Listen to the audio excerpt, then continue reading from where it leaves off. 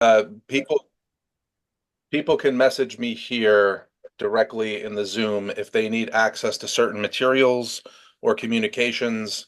I've been dealing with some new health challenges, so everything is not moving as quickly as they may have in the past. Yeah, thank you, James.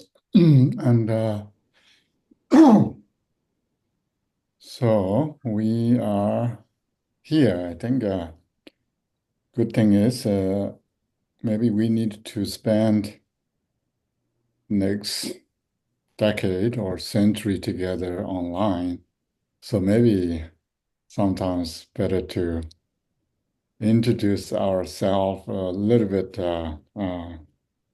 each other so that then where you zooming from and a little bit is good to know, yeah. Is that okay? Probably most of you know me too long, maybe. And, and I'm zooming from California, Berkeley.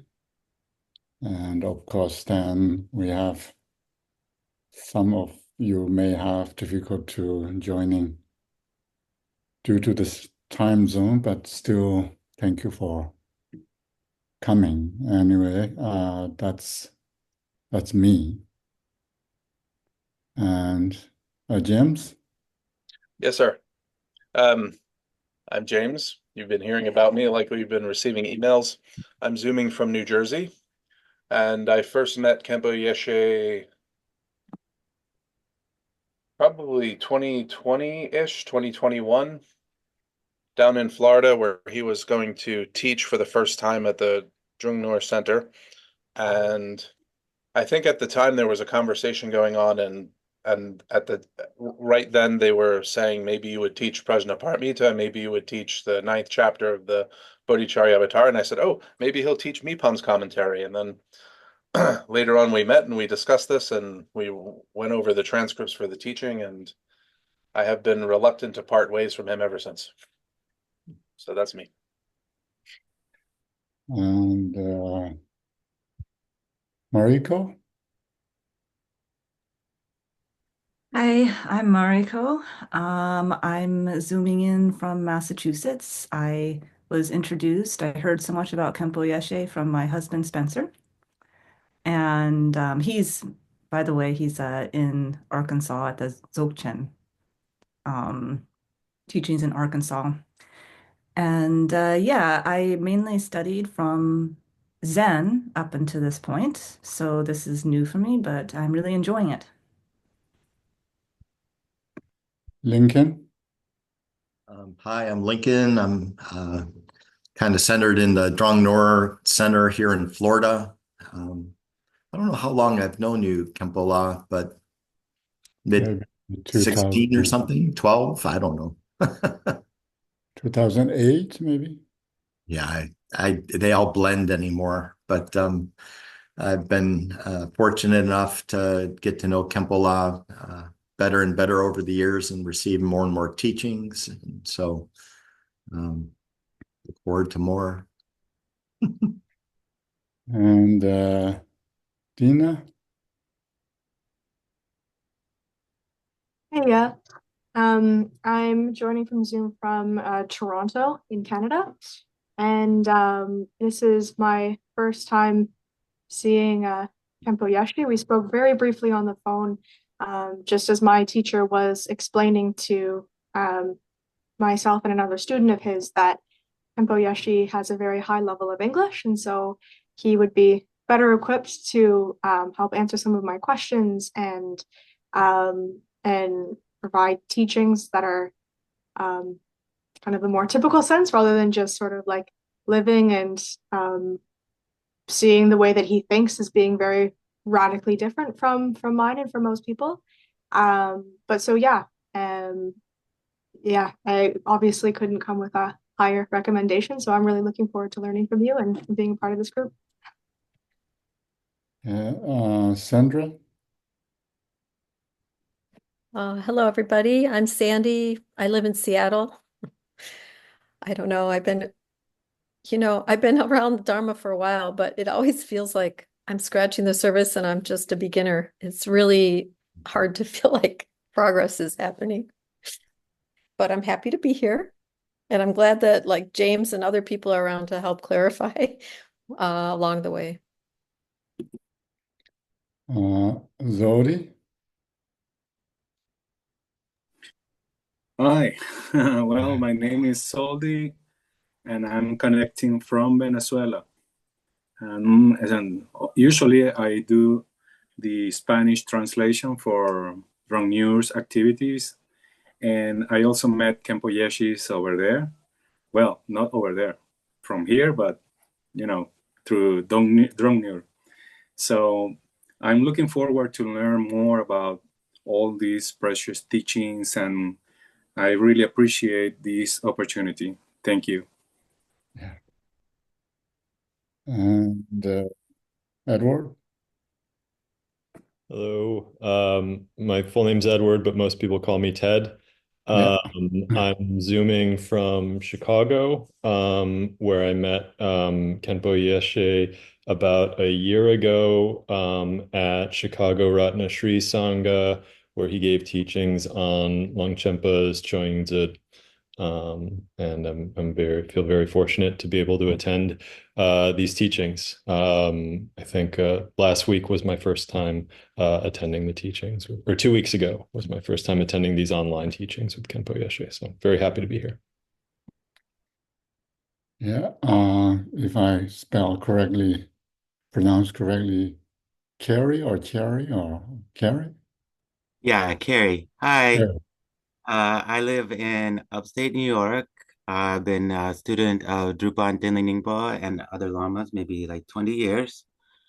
And just I think Kempo and I have never met in person, just the one time on Zoom last session or two. And so I'm really enjoying these online courses where we have the opportunity to go deeper into topics than a lot of the like weekend teachings I've gotten over the years. So I feel slowly more systematic education is building. So it's, very nice. Hola, you probably know me.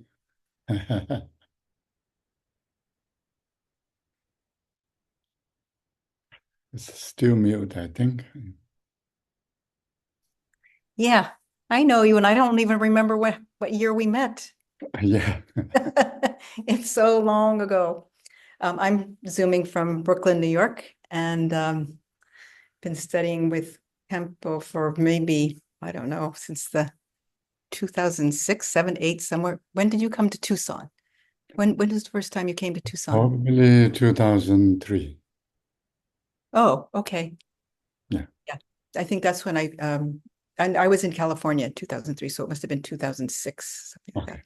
Anyways, I feel like the most lucky person on the planet to have the opportunity to have a teacher as Kempo Yeshe. It feels so special to be receiving these teachings, but particularly with someone who has spent so many years and so much time and dedication to these teachings and practices. I'm beyond grateful to be here. Thank you, Kempo. Magda? Hello, everyone. I'm Magda Fong, and I'm from Oregon. Currently, I'm living right now on the farm doing a little retreat. And I met Kempo Yeshi, I think, way back 2003, maybe 2006 at GBI, Gajin Institute, one time only. And we've reconnected just recently at the Dzogchen teaching in Gajin Institute. And it was just a coincidence that I ended up in the group. I really, I really want to practice Dzogchen, and I thought this would be a good opportunity to get some information and some knowledge about it. So I'm just here. We'll see what happens. Thank you for having me. Anne, and Anne is my maybe longest friends I know in America, probably. One of, at least in Tucson, yeah. I think you mute Anne. Yeah, okay, better. All right. Yes. Anne from near Tucson, Arizona, and our Sangha, Drikunnaling, was showered with blessings for many, many years. I think, when did we start the basic space of phenomena? It was like 2010 or something like that. Kempo used to come every summer when his academic schedule allowed and teach us chapter by chapter the basic space of phenomena, a text which he knows so well. And he shared it with such compassion, humor, depth of feeling and thought. It was beyond words. And it's been just such a joy to see him teaching at Jongnur. So his blessings are spreading throughout the country and throughout the world. So it's such a joy to see you and to see you healthy. Thank you. Yeah. Masha? Hello, everyone. My name is Masha, and I'm zooming from San Francisco. I met Kenpo Yeshi at GBI last winter, and I heard that he is gonna teach Tibetan in Berkeley. So now I started taking Tibetan classes, Tibetan language classes at Berkeley, and I feel extremely lucky to be here with all of you and get deeper in Dzogchen and and know more. Yeah, thank you. Okay, thank you everyone, and wonderful sharing on experience. And I think I Lee, I think he's from England. So if Lee, you can hear us, want to say something or? It seems that Lee's camera and mic don't work, so he has typed in some personal information into the chat to introduce himself to everyone. So Okay. please read it there. He's always a very enthusiastic participant. Maybe you can read that. He's Sure. So let me summon up a brutal British accent here since Lee can't correct me. My old scrap top won't allow me to speak or use its crystal eye. I'm from England. Heard of Kempo from YouTube, watched all I could on Longchenpa and got hooked. Glad this group's up and running. Very rare these days to meet a master who invites and answers a variety of questions so enthusiastically and openly. Pip pip.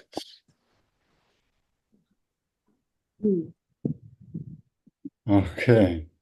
I didn't know you have, I know your origins, of course, from there, but you still carry that accent. Yeah, All you're lucky students he of can't Songkran have correct to you. study this accent. Dearly. Okay, we start with James and I discussed a little bit about what should we chant. Of course, we could chant every already prescribed in our Ndugong centers. We have many Ndugong centers, Gachin, Rinpoche, Tucson, and Florida and Chicago and other places and Seattle. So, but I was thinking we are learning anyway, and preliminary practice is very important. And since what I have kind of childhood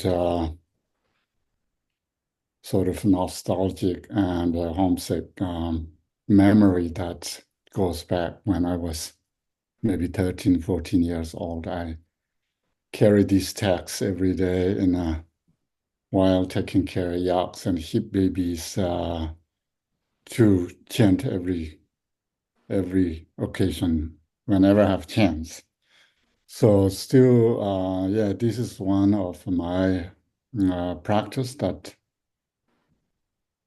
that I do. So maybe we can look at the text, which James already prepared, and he has inventory that pull out all the sources. There's a few English translations that we can look at, and we can go through first refuge and bodhicitta, and then mandala offerings. So if maybe we can chant in English those, I mean, anything that looking at a different angle or learning a different chanting is sometimes beneficial to our own practice. And so that's what we are going to do first, and then we go to the text. Now, Kempo, if I may, my apologies again. I've been working to try to get all of these things prepared, and they're not completely prepared. And I was hoping to go over the format with you, Kempo, before today, but it didn't happen. So I'll bring up what I have, and we can. There's a couple translation issues I was hoping to discuss with you. They're not important for today. We have 4 current English translations, I think, but any issues I had were minor. So meanwhile, this is Longchen Yingtek tradition, the Yingtek heart essence tradition, and also Longchen Yingtek, which we call Longchenpa's lineage, which comes down to Jingme Lingpa, and the Jingme Lingpa's students are the first students are the Patrol Rinpoche and Jamyang Chense Wangpo and Yamgong Control, those teachers, and then they carry on this chanting. And when I grew up, one teacher from Amdo area, and he's particularly hold this lineage, Longchen Yingtek. We call Longchen Yingtek. Longchen Yingtek is not goes back too very far, but it's due to Jingme Lingpa's Treasure Revelations, and he's composed, and we call Longchen Yingtek. And I think someone's giving Longchen Yingtek Zabo in Parliament. No, I'm not sure, somewhere. Not Arkansas, maybe not that one. Is that they're doing that too? Oh, okay, good. Okay, James, can you share? Yes, and like I said, this isn't in its final form. I'll hear feedback from you and get it to its final form. And do you want the praise to Manjushri today? Yes, Okay. you can do that. I'm not sure who's going to be our English umze, but I'll work with that person. I think anyone can do. Not too fast, not too. Should we do English today? Sure. Is there someone who's going to be the English umze, or I can do it if no one else. all right, great, Ted. So should I just read in English, or will we read in Tibetan first? Reading, usually we do one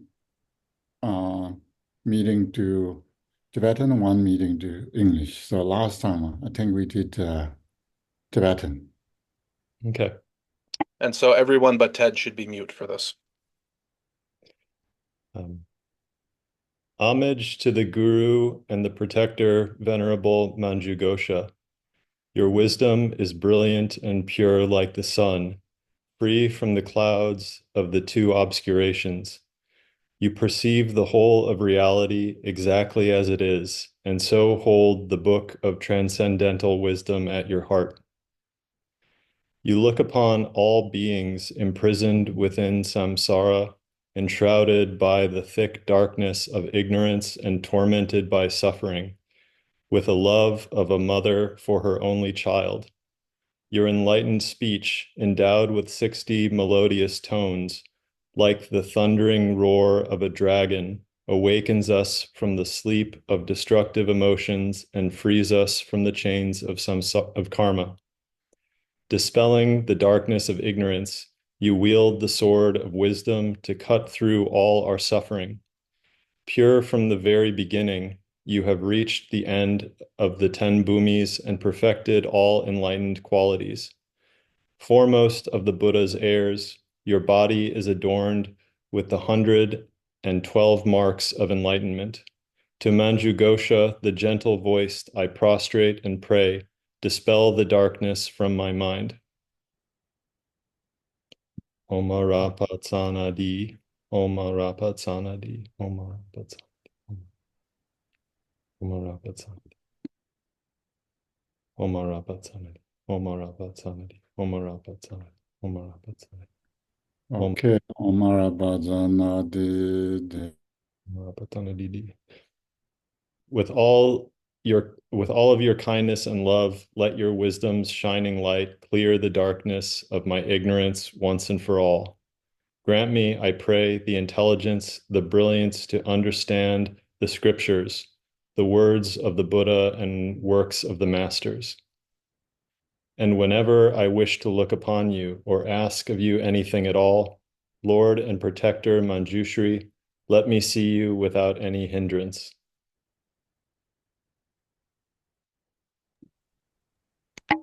Okay, now, Kempo, you want to go to the refuge prayer? Yes. Now, I think I changed the format here, but do you like the way this is formatted here, like the Manjushri prayer, how this has been going along? It's fine. Okay. With the Longchen Nyingtig Nindro, I did it a little differently. I can change it to be like this if we No, like no. this format. Now whatever you have, show us, Sure. then Presently, I have the Tibetan and the English separated. So, okay. I have refuge after this. Would you do this before refuge or after refuge? Before. Okay. Did we maybe today I do Tibetan first Okay, together? right. Because when I did this, I separated the English and the Tibetan. So the Tibetan Maybe looks like this and the English looks like this. okay, then we do Tibetan and English Okay. only once. Okay. Lama Jano, Lama Jano, Lama Jano, Ningwe Debe Kaza Jebane, Ijabje Chenjen Lama Yarlai Le Dai Nyomo Tabu Zerwa Ye Kala Ngamba Dala Jobeje Chewo De Jinen Golu Jendu Jo Chantan Shi Kunjan Shen Maybe to English, someone. Ted, you can do it, I guess. O Lama, care for me. O Lama, care for me. O Lama, care for me. From the blossoming lotus of devotion at the center of my heart, rise up, O compassionate Lama, my only refuge. I am plagued by past actions and turbulent emotions. To protect me in my misfortune, remain as the jewel ornament on the crown of my head, the chakra of great bliss, arousing all my mindfulness and awareness, I pray.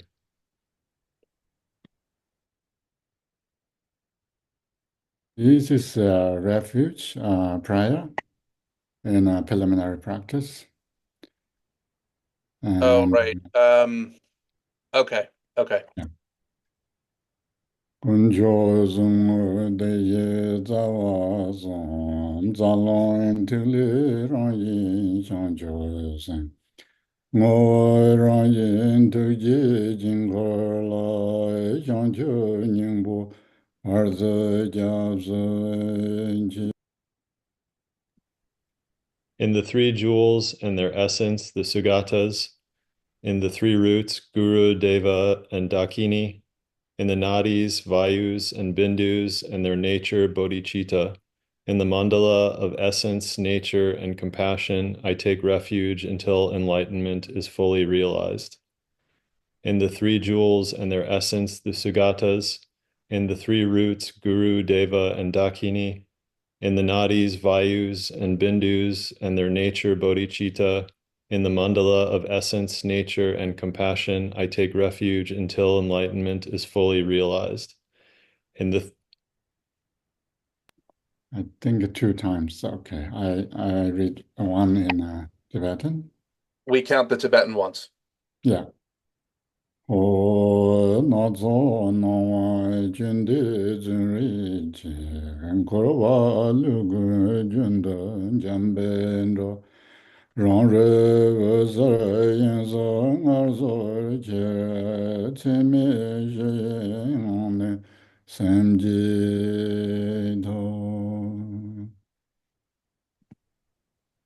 Oh, mesmerized by the sheer variety of perceptions, which are like the illusory reflections of the moon and water, beings wander endlessly astray in samsara's vicious cycle. In order that they may find comfort and ease in the luminosity and all-pervading space of the true nature of their minds, I generate the immeasurable love, compassion, joy, and equanimity of the awakened mind, the heart of bodhicitta. Just so no one's confused, and Kempo, the reason I have that underlined is because it's a translation question I have. Now, Kempo, for this is the 7-branch prayer. I don't have the Tibetan for it available as a slide yet, but I could find it on Lotsawa House if you'd like me to, or we could just read the English. Kempo, you're mute.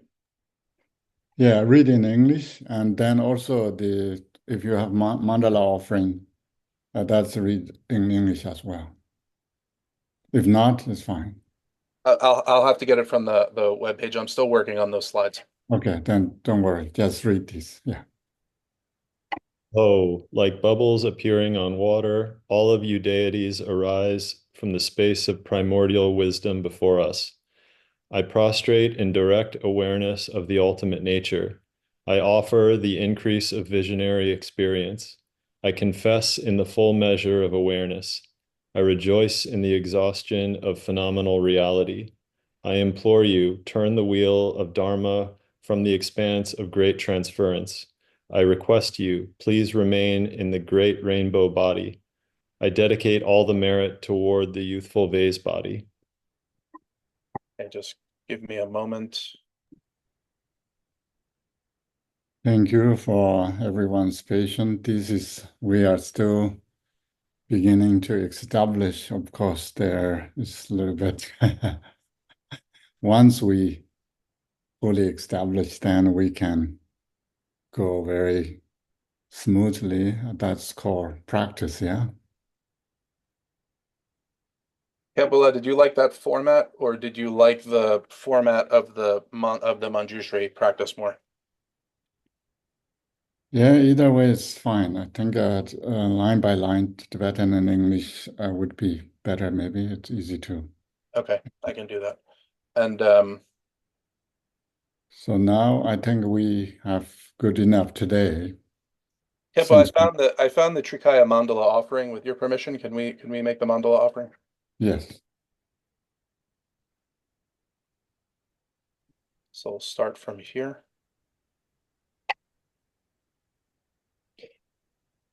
Om Ah Hung. 1 billion universes, 100 times 10 million worlds, filled with all the wealth of gods and human beings, like the 7 precious gems. My bodies, my possessions, and my sources of merit, all together, I offer them in their entirety, so that I may be born as a Nirmanakaya and turn the wheel of Dharma, liberating all beings. The highest heaven of great bliss, the realm of Ganavyuha, perfect with the 5 certainties, the mandala of the 5 Buddha families, and inconceivably vast clouds of offerings of every variety of sensual and emotional stimulants. With this offering, may I enjoy the perfection of the Sambhogakaya fields. where all appearance and existence are completely pure from the very beginning, the youthful vase body, ornamented by the play of dharmata, unceasing compassion, the realm where all clinging to the perception of kayas and tikles is naturally liberated. With this wisdom offering, may I enjoy the freedom of the Dharmakaya reality. Thank you. That's wonderful to learn more chantings, and some chantings are shorter. Sometimes we need to unpack that, so that's why these chantings sometimes help us to understand. And in Drikung tradition, we have Namo Nong Sinam Dachi Lama. That's it's difficult to find very good English translations in there, but the idea is similar in there. Dharmakaya mandala offering in these texts. So since we have at least a few or one new, and these texts, we are planning to going to learn the larger text, which is sort of really root or base of all the tantras, and also particularly our sadhanas. When we practice, we need to understand tantra. And this particular tantra is called Guhya Garba. So Guhya Garba is the tantra's title. And we have a lot of tantras, particularly Vajra, Chakra Sambhara, Kala Chakra, and Guhya Garba, and those Guhya Samaja, and so forth. But this particular tantra is, of course, tantras that belong to every lineage. Every lineage has own tantras. Gelugpa's more Guhya Samaja, and such as Vajra, Gajus are Chakrasambhara, and Nyingmas are Guhya Garba. So we are looking at Guhya Garba, which has a lot of commentaries. Most famous commentary is Longchenpa's commentary. In this life, maybe we can approach to study that as well. But before that, tantras are meant to be difficult. It's a profound teaching, and also sometimes we cannot just just assume that the literal meaning is what teaching is. So we need to also learn how to access these teachings. And that was Mipham Rinpoche's sort of summary, or the introduction to the Longchenpa's commentary is important. We are going to look at that text.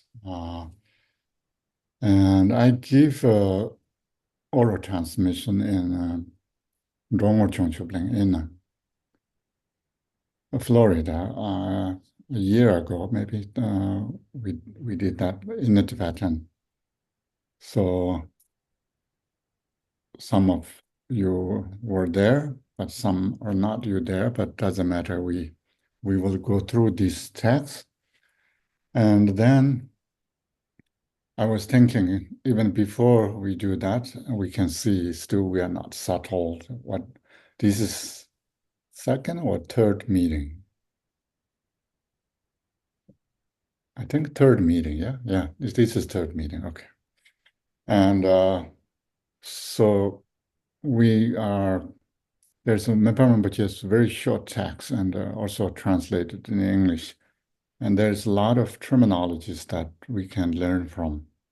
there. We are not really going very deeper in these texts because then it would be too much. But at least familiarize what those terms are, and terms that are very helpful, and also not the term itself, but it's also the logic behind what philosophy and what really meaning behind. And last time I talked about there's Buddhists always teach, Buddha's teachings are true truth, for truth, or is truth, what is real truth, and what is people consider as truth. And probably if we learn more Buddhist teachings, we know, we look at Heart Sutra or Diamond Sutra or all these talks about emptiness. Yeah, form is emptiness and so forth. So emptiness is ultimate truth. Maybe probably we all kind of know that part. But then once we comes to practice, preliminary practice, deity practice, visualization, and then Dzogchen meditation, Mahamudra meditation, then there is something that we cannot just ignore. We must accept as a natural luminosity, this wisdom, whatever we call, that we cannot just treat as exactly as our disturbing emotion or samsaric things. So that's why Mipham Rinpoche here gives these two models of true truth. One is emptiness is ultimate and appearances are conventional truth. But then the other, the tantric approach or the Buddha nature approach, we have things that appeared, but their ontology or existence is not as much as how it appears. And things that appear exactly sort of exist or their nature abides in the same way, that is called ultimate truth. Yesterday, I'm working with a few professors. We usually do weekly translate because Galchen Rinpoche told me that I need to translate Yangza, Dzogchen, Rinchen Punzos, Rinchen Punzos, Terma, but commentary is very big. Many years ago, Galchen Rinpoche told me that I need to proofread and add that text. I did that, and then now I'm slowly working on it, and then there's few professors here also interested in, and that also helps my English and their Tibetan. So we are kind of helping each other to put. Yesterday, we took a long time, only a passage, maybe 2 hours. We work on that, and somehow come up maybe in readable English, but still. So that's why I thought maybe it's really good time and auspiciously this particular emphasizing on this, what is delusional appearances and what is sort of beyond delusional appearances that represent the pure phenomena. So I shared that with Chenru and James to maybe can share with us if that maybe helps us to understand rather than I keep saying same thing and you are maybe still shaking your head. That doesn't mean anything, kind of. I just want to show, not I'm just saying it, there is a text called particularly that subject detail. Yeah, James. Thank you, Kembala. I just want to clear up first.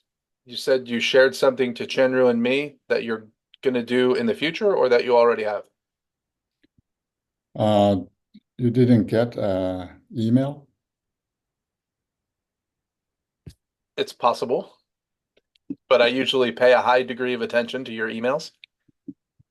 Yes, maybe then you I either. don't think I got anything with an attachment from you in the past few days. Oh, okay. That doesn't matter. I can pass here, everyone. I think academics always say don't share this with others. So that's maybe. All right, so Kempo's put it in the Zoom chat. So everyone should have that. And if you can project that on. I'll put it in the class. Oh, you want to put it up now? Okay, let's do that. Then someone can read, yeah. And if you don't understand, don't ask me. Before we do that, can I ask a question about the material you just covered, Kempola? Yeah. And I'm just going to throw this out there. I've been kind of holding back because I don't want people to get confused because I don't know if they'll follow my questions, but you've also been very clear that you just don't want to lecture. So I'm going to start asking the questions I have. Yeah. Okay. You just talked about two ways of presenting the two truths. Just so we're all clear and so that I can ask questions about terminology. So do you agree with this terminology here where they say the mode of appearing and the mode of abiding as the two kind of objects that we're talking about? Or do you prefer a Yes. different translation? It's okay, but second mode also contain appearance. Could you clarify that again, Kempa? The mode of appearing means how things look.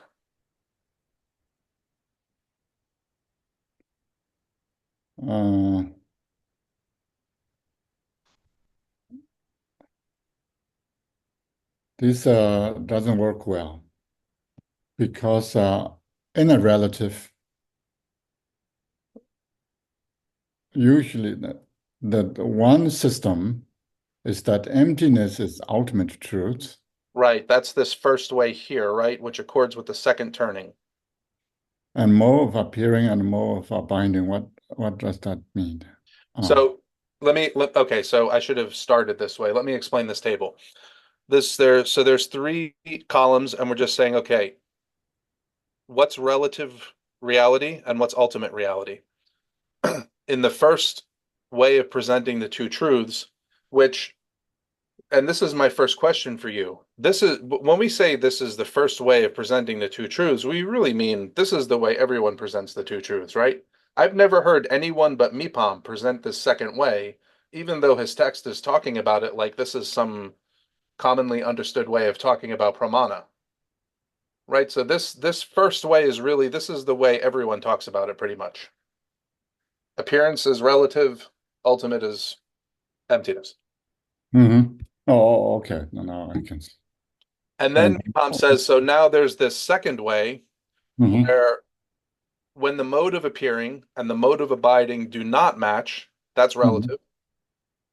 Yeah, You know, exactly. for example, I have a wooden duck and I paint it gold. Yeah. It appears to be gold, but what it actually is wood. So that's if I think it's gold, that's false. Yeah. And then the ultimate is when the mode of appearing and the mode of abiding match. So the subject and object are in agreement. Exactly. Now I see the chart. Sorry, I read in a differently. So the most of people we know, relative truth is appearance and ultimate truth is emptiness. That's a common kind of understanding and people would know. The second part is a little bit difficult because of the comes to the tantric practice and Buddha nature. Then what's real and what's not real is based on the abiding or the state of what is nature of that state, Right. which still can appear, but it still can be ultimate truth. Right. So that's why the second way of demonstrating or the teaching of the true truth in the Mipham's text, that will come in Guhyagarbha Tantra, particularly commentary. And yesterday, I'm working on this particular text, also demonstrate that. So that's why, so people could pay more attention on the second way of interpretation of phenomena. So if someone can read, maybe Ted can read after, if you can project that piece of English translation. Yes, sir. And so just to wrap that up, so then I think I was having a couple of messages with you. Bottrell also discusses this Mipham student, and he says that this second way comes from, as you said, the Guhyagarbha, but it also, he said, is that the Uttara Tantra somehow is wrapped up in this. Yeah. But as far as I know, the Uttara Tantra doesn't present it exactly in this way using this terminology, though, do they? I see Ted shaking his head, so they must. No, Yeah. okay. Oh, Ted is agreeing with me. He's saying, yeah, they don't present it that way. Yeah. That we will decide later. But is first we can read that Yes, piece. sir. I worked quite diligently yesterday. All I right. was happy with it. Is this reversed color scheme okay for you, Ted? Yeah, that's fine. All right, take it away. If, from the perspective of the abiding nature, there is no difference between seeing earth and stones and seeing luminous appearances, then why do you praise this kind of statement? Apart from the details of whether the elements are pure or impure, the indestructible bindu, the winds of the five-colored light rays, and the awareness of self-arising wisdom are clear light. From the perspective of the phenomenal qualities in their manner of appearance, the three subtle doors of channels, winds, and bindus are the basis for accomplishing the body, speech, and mind of all the Buddhas. All these are actually seen as the mandala of reality, which is the supreme convention mentioned in the tantras of our own and other traditions. The impure is the opposite of that supreme conventional. The difference, which involves clinging to mistaken appearances, is like the metaphor of the mottled rope and the snake, a distinction between true and false conventional truths.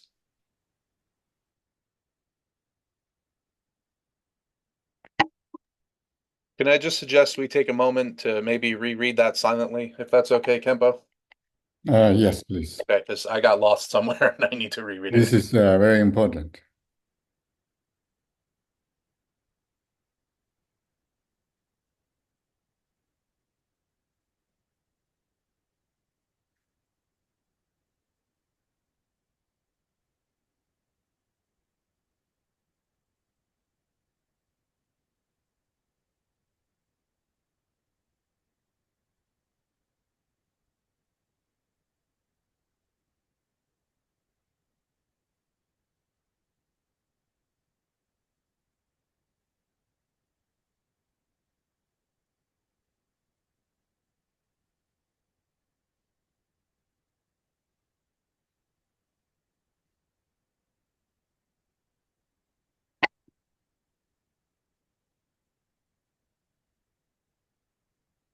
May I ask a quick question, Kempola? Yes. When it refers to luminous appearances here, are these referring to Togal visions? No, not necessarily. Is this referring to any appearance to the senses without the operation of the conceptual mind? Maybe we learned this because later in the Tantra will be all the elements are Buddhas, and so it will come. And so mainly it's saying that if if from the perspective of the binding nature, that's a reality, we talk about emptiness, kind of. But there is no difference between seeing earth and stone and seeing luminous appearance. That's when we say ultimate reality, when we talk about emptiness, there is no differentiations between earth or stone or luminous aspect of that. Dan here is asking the other opponent, asking, then if we kind of accept this statement, then why do you praise this kind of statement? This kind of statement means there is in a conventional level, then we have these luminous appearances are has special qualities in it. And then the answer is, apart from the details of whether the elements are pure or impure, the indestructible bindu wind, we talk about this refuge and bodhicitta, these three are also comes, Milarepa's teachings also. These are tantric practice, winds and bindus and so forth. The wind of the five color light rays and the awareness of the self-rising wisdoms are the clear light. And the perspective of phenomena qualities in their manner of appearance based on the true truth is based on the appearing manners of the appearance itself. The three subtle doors of the channel, wind, and bindus are basis of all accomplishing body, speech, and mind. So it's saying that these subtle doors of channel, wind, bindus is different than just a basic flesh and bones and so forth. And these are basis of how we can build enlightened body and speech and mind of Buddhas. All these are actually seen as the mandala of the reality, which is the supreme conventional. These called supreme convention. Supreme convention means it's not just ordinary conventional thing. So this is the ultimate truth in a sense of Mipham's teaching. Mentioned in the tantras of our own and others means Nyingma tradition and other traditions. Then that is ultimate truth, and the conventional truth or relative truth based on these appearances. The impure is the opposite of that supreme conventional, which is we talk about these channels, nandas, bindus, and lights, and so forth. The different, which involves clinging to mistaken appearances. So this impure one is the mistakenly clinging on things. It's like metaphor of, and then we think we mistakenly perceive a snake as a rope as a snake. So that is our mistaken or delusional conventional convention that what we call samsara and so forth. So that's maybe this unpacking this is a little bit difficult, but it's we are going to learn pretty much. The subject is very heavily on this subject and Goya-Garbha and all tantric teachings. So knowing the direction or knowing the basis or the little bit of vocabulary building. So I thought this is quite good. And even in the Tibetan, it's a little bit difficult to unpack, but at least here, sort of maybe decent English to at least we can read and reread, and now you have it. So just think about it, and then we can discuss on the way. Yeah. Kempo, what is this from? This is Yangtze commentary. Do you remember I taught Yangtze Yes. in Rongor and other places? This So is that gigantic commentary that Eric has that you guys are working on? yes, and you can see the page is 281, number of the Tibetan. And can you just, I'll put it in here for purposes of our reading. What is this term that's being, can you tell me the Wiley for this term, Supreme Convention? This is here. Oh, yeah, we can't, I can't see what you're pointing at, sir. Sorry. 1 minute. Oh, sorry. This is called, I cannot write here either. Should be able to write. By the way, if anyone needs permissions that they don't have, please let me know. So this is Both should be a co-host. Okay. this one. I put in the chat box. Thank you.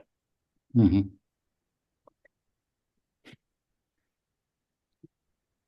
So people are happy with that. Kempo, could you explain it going backwards? So it Hey, starts with it Backward. starts Okay. with saying that there's the difference between, I mean, it ends with saying that there's the difference between clinging, having a mistaken appearance on the relative level, Yeah. mistaking a snake, a rope for a snake. How is that? What is it comparing to on the ultimate? Is there a mistaken perception on the ultimate?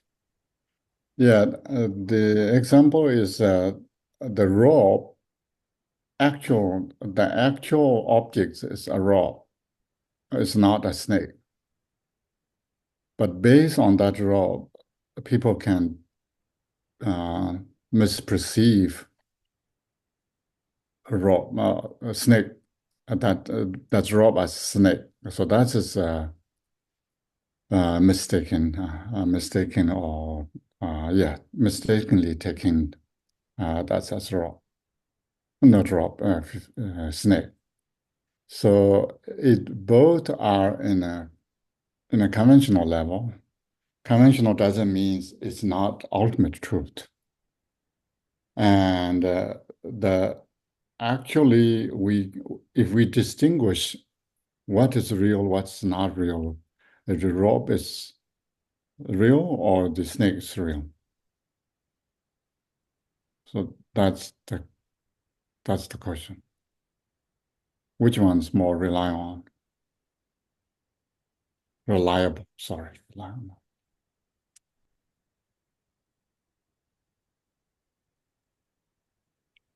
Rope.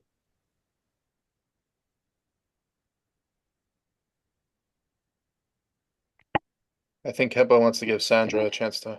Oh, well, it's the rope, but I'm still okay.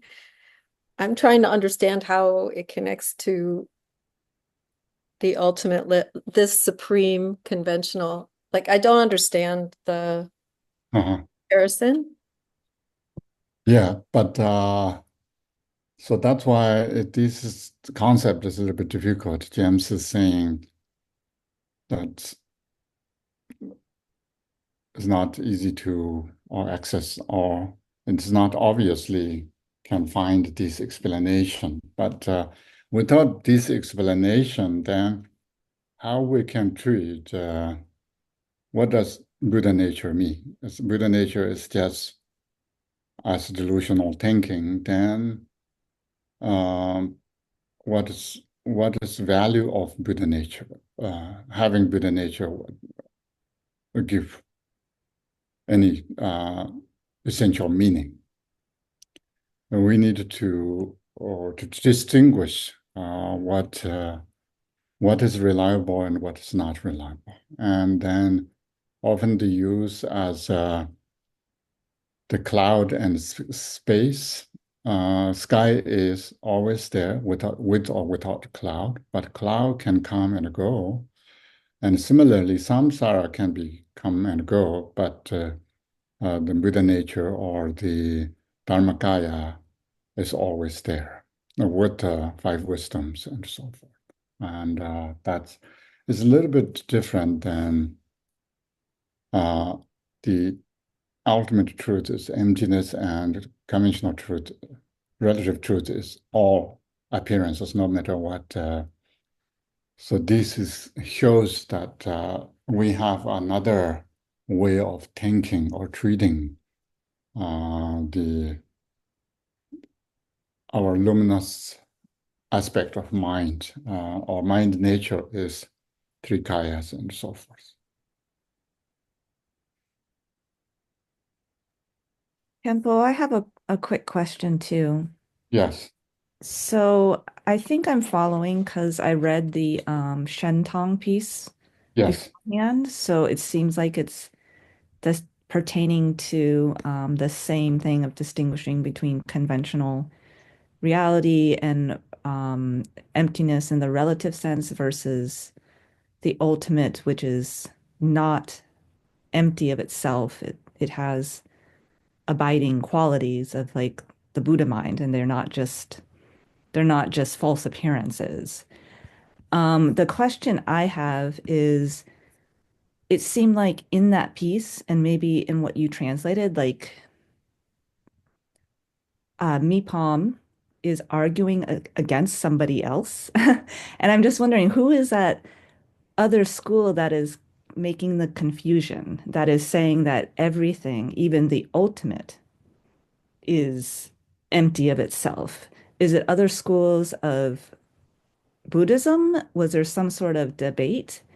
Um, it's it's not it wasn't so much the assertions of Shentong that were confusing to me when I read that piece. It was trying to understand what the argument against it was. Maybe there was something between the Buddhist schools. Yes, it's always in India and Tibet is much more complex. But even these famous Nagarjuna and Chandakirti, their two system of two truth is very clear. Emptiness is ultimate truth. Conventional truth is appearances. All appearances are conventional truth. And then it comes to Tibet. We have mainly four sort of lineages that it's because it's very difficult to not taking a position. I think here we also doing that seems a little bit. And especially in people are saying that Gelug and Satya are more empty kind of view-oriented because they like ultimate truth is empty and conventional truth is appearances. But that is easy to deal with because then there's not much, doesn't give much room for any other possibilities. But then Gaju and Nyingma are more meditate kind of contemplative practice that involves with the ones on mind nature and luminosity and awareness and so forth, then it's not good enough to say there's nothing, it's just empty. Then it's difficult to say what our mind nature is and how we can look at our mind nature and so forth. So then, not only that, and from India, what Buddha nature doctrines are, Lankavatara Sutra and the Chinese Chan, we have this lot of sutras that talks about Buddha nature and mind is luminous and so forth, Chan, Dzogchen, Mahamudra. And that doesn't really fit in this category of emptiness is ultimate truth and the conventional truth is appearance, then we need to look at another way to say, even maybe the luminous aspect is appearance, but that don't have to be empty of self. What you are saying is exactly that's why it need to be self empty of others. Empty of others means the self-awareness does not need to or do not or does not need to disappear or become empty. It still can have its quality that uh, without any beyond sort of obscurations and afflictions and others. So that's why then we can also treat why we need to do deity meditation and visualization and these channels, bindus, and others practice, that's Zalong practice and so forth. So these all involves based on something that's not totally just empty, just empty. So that's shows in there. James. Yeah, so to simplify this a little bit, like in this translation you worked on where it said, why do you praise this kind of statement? Is this like saying, why don't you visualize yourself as a rock then? No, If the status of all phenomena is just empty and there's nothing, there's no appearance that's privileged or has any special status, why visualize yourself as a deity? You might as well just visualize yourself as a rock. exactly. I mean, that implies there. Because these texts comes, you can see 200 page already, and they're back and forth debate that if everything's empty, then but then deity has no value in visualizing it. So that's why Right. you are proud of visualizing deity. Okay. Yeah. Well, but I find it interesting because I feel that Dzogchen would be the most open to that. Right? Because Dzogchen Visualizing will a raw, say, huh? visualizing a raw. Well, no, Dzogchen will say, you don't have to do creation and completion. You can do Trekcho and Togo, something like that. You don't have to use a conceptual mind-based practice. Yeah, but that means then you cannot meditate on rocks, yeah? Well, it would give you the same result, in other words. I don't think so. No, neither do I, but that's the absurd consequence. Oh, okay. So,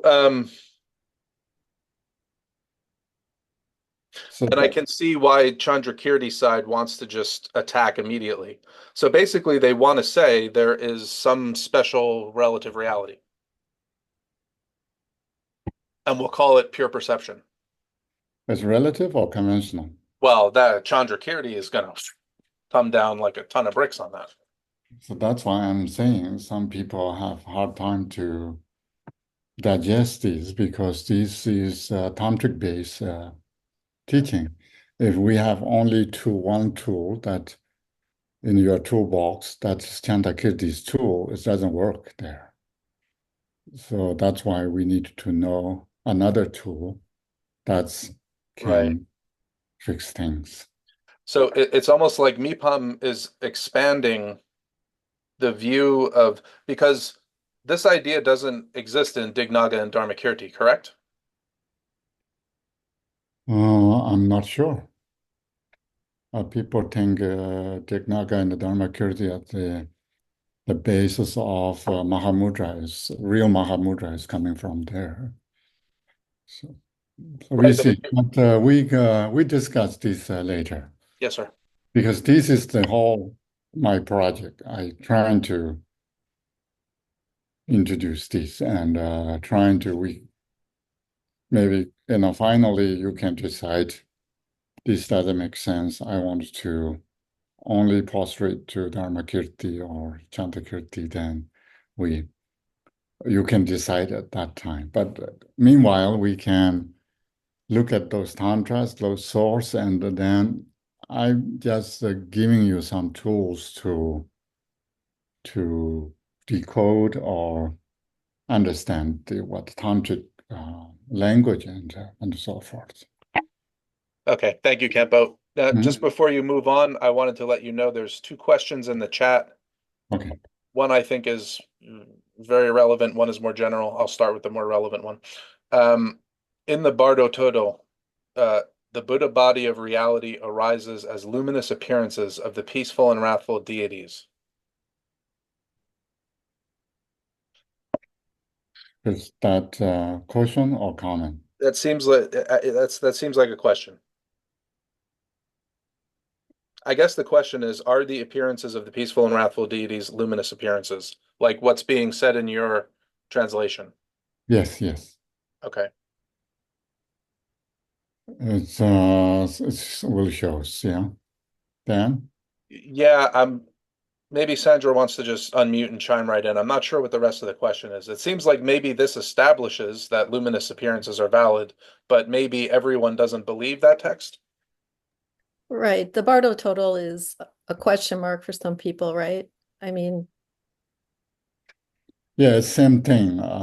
These lineages, Nyingmas, that's part of Tudor, even called Tudor, liberation from here through hearing. Tudor means, Tu means hearing, Tro means liberation, and liberation through hearing. And these texts are powerful teachings. I was a few weeks or month ago, I need to lead a class on this Pardo Tudor particular text. If you don't have this text, maybe you all have this Pardo Tudor text in English, but I think I have a PDF file. If you need, let me know.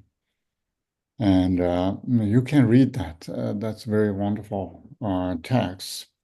And also it prepares us to what comes in a Pardo, and those are talk about we are going to learn 100 deities that also introduced in a text.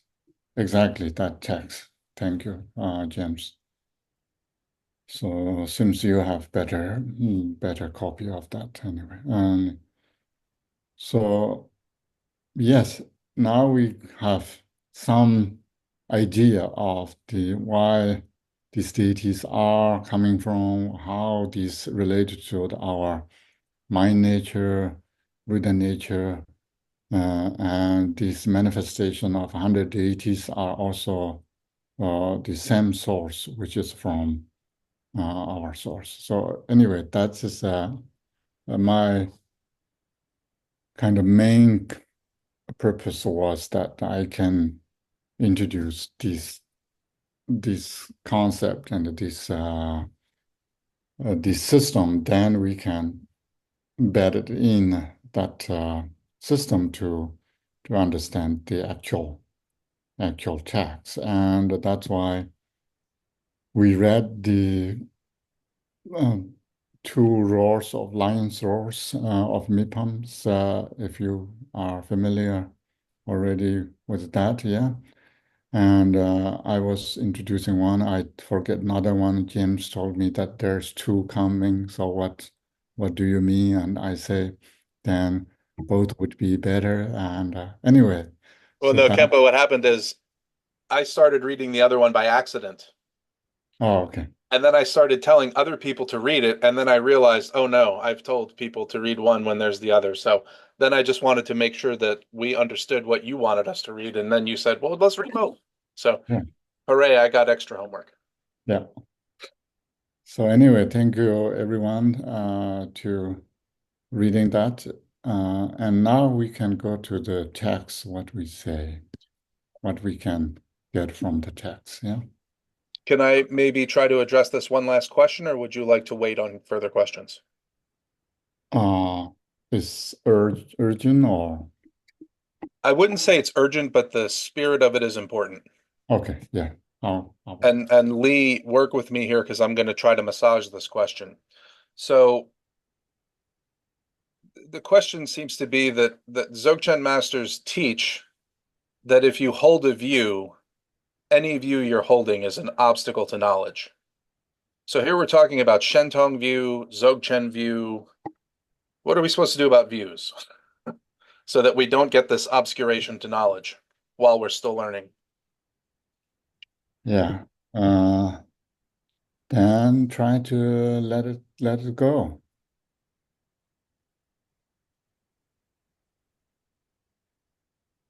Kempo, right now I'm just trying to get it in so hard. You want me to let it go already? Yeah. Okay, you want me to bring up the Sword of Wisdom? I think Sandra says something I don't really understand. What did you say? Can you tell us? It's just this whole thing about the rock, versus the deity. I mean, on one level, I really think, like, I really don't understand distinction between animate and inanimate. Like, I think of all things emanating from the Dharma Dhatu, and so it does include all these qualities that we're talking about.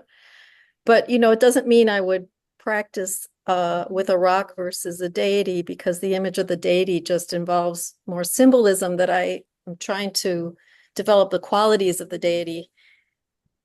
But still, can we really act like rocks don't?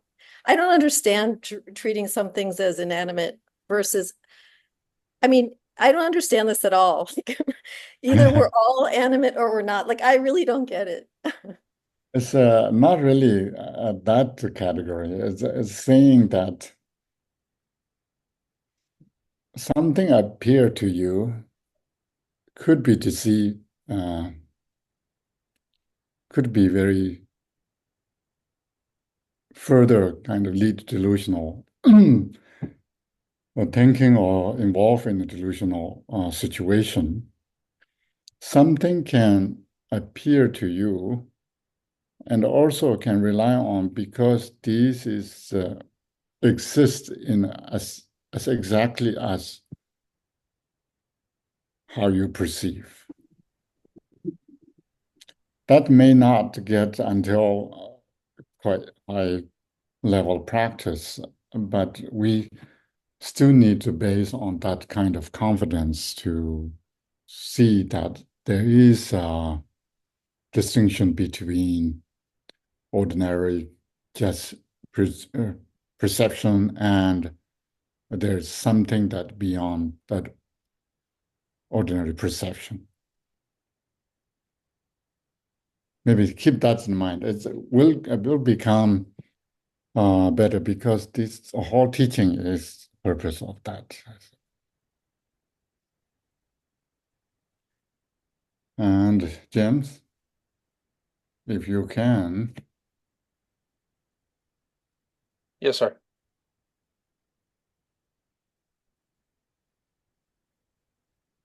What would you like me to do? Can you project the text last time what we did, read in English and Tibetan, if you have that? Yes, one moment. Somehow my file got renamed. Just people be aware. I'm sorry, Kempa. Meanwhile, if you need to go to take a break or rest, fill your cup and those, we can do that. Yeah. What do you think? Take a break? Okay, everyone say take a break. Okay, 10 minutes, yeah. 3 o'clock, come back.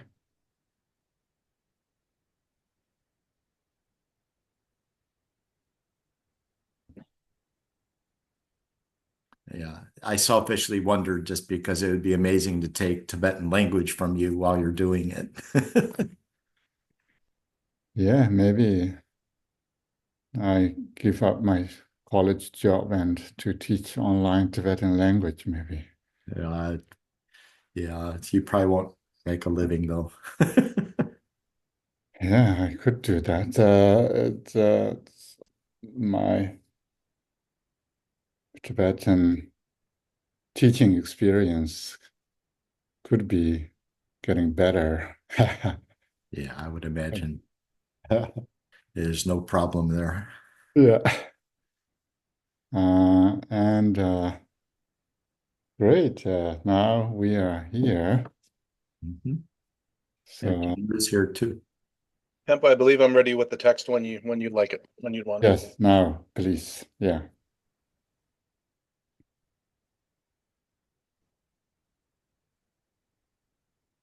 I think this is about where we were.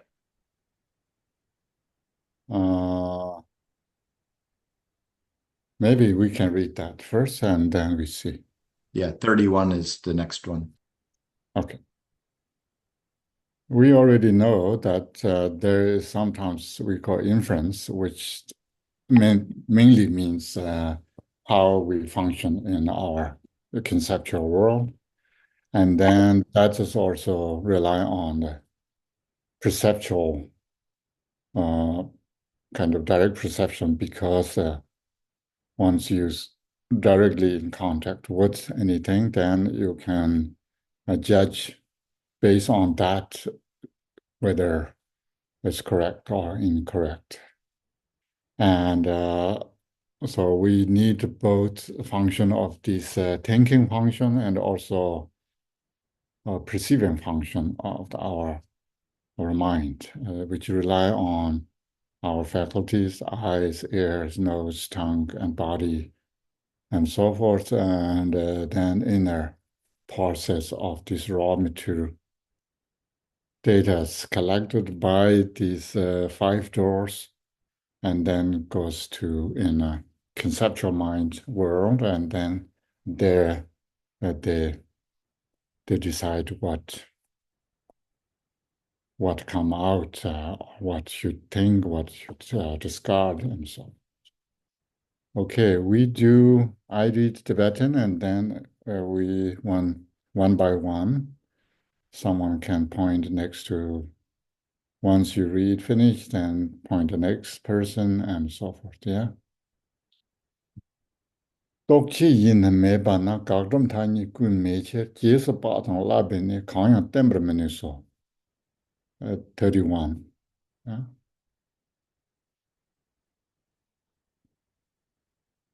Lincoln, maybe. The way we'll do this is sorry, just getting some files worked out. One person will read and then they will call out the name of the next person they see who has not read for a while. Yeah. So without this conceptual mind, there could be no conventions of affirmation or denial, and it would be impossible to infer anything or communicate the points of training.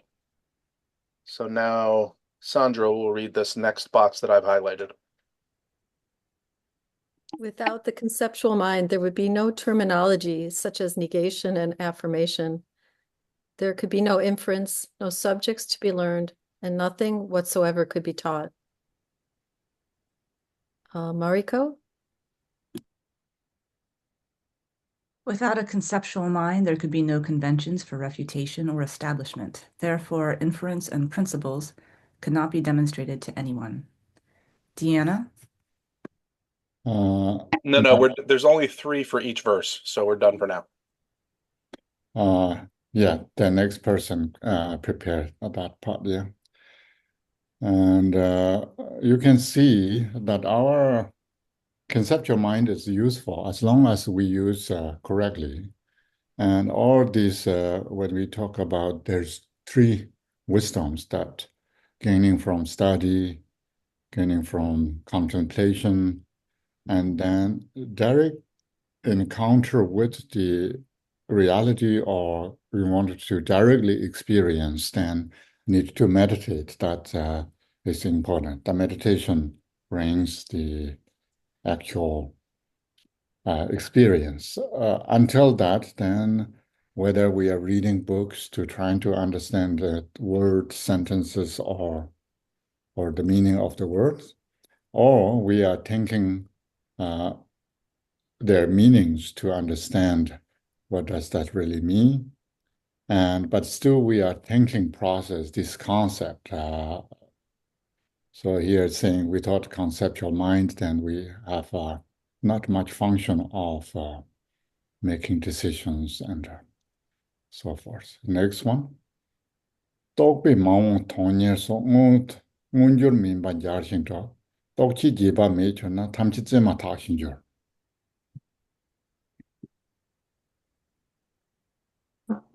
Conceptual thought inquires into the and establishes that which is not evident directly, such as future pursuits. Without this ability to infer things conceptually, we would all become like newborn babies. Paula?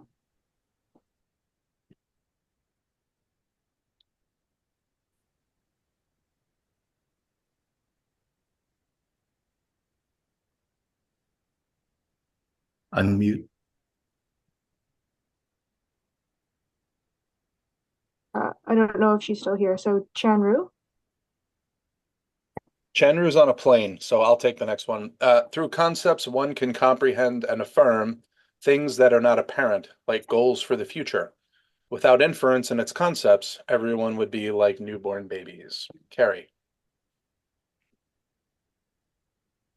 Conceptual mind can evaluate, determine, and look for non-evident things such as those yet to occur.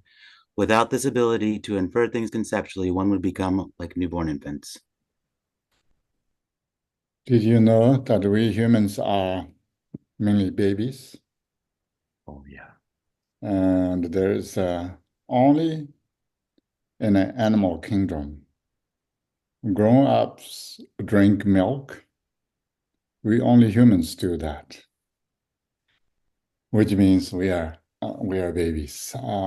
But still, if wish to make good decisions and so forth, seems need this logical thinking or other concept. That's just for cheer you up.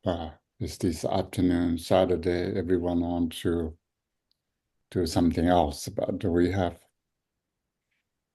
important to learn, yeah? And next one. If you have question, let me know.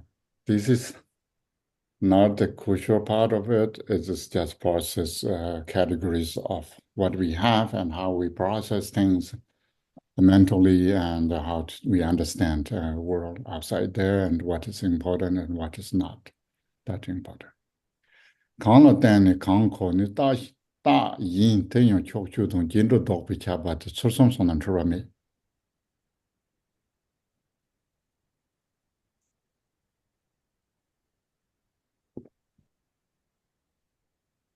How about Ted? A reason is information that allows us to know something else. The reason must be a feature of the subject, and there must be positive and negative logical pervasion. When these three modes are present, there can be no delusion. Soldi?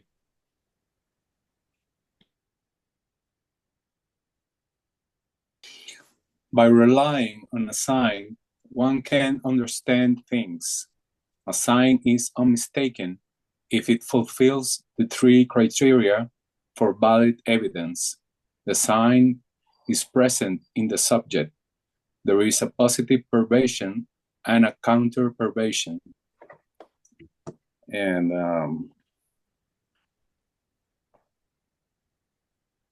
Magda?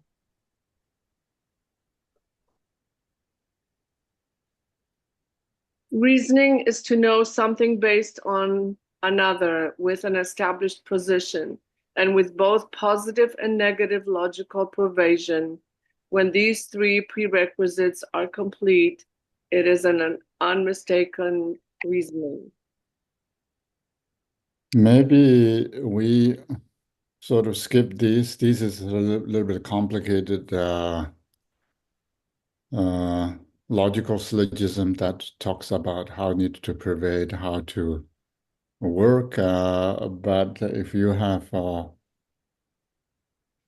think about if you think this you want to learn, want to know more, then maybe we can discuss in the next meeting. And how about that? So, okay, if everyone question, let me know, yeah?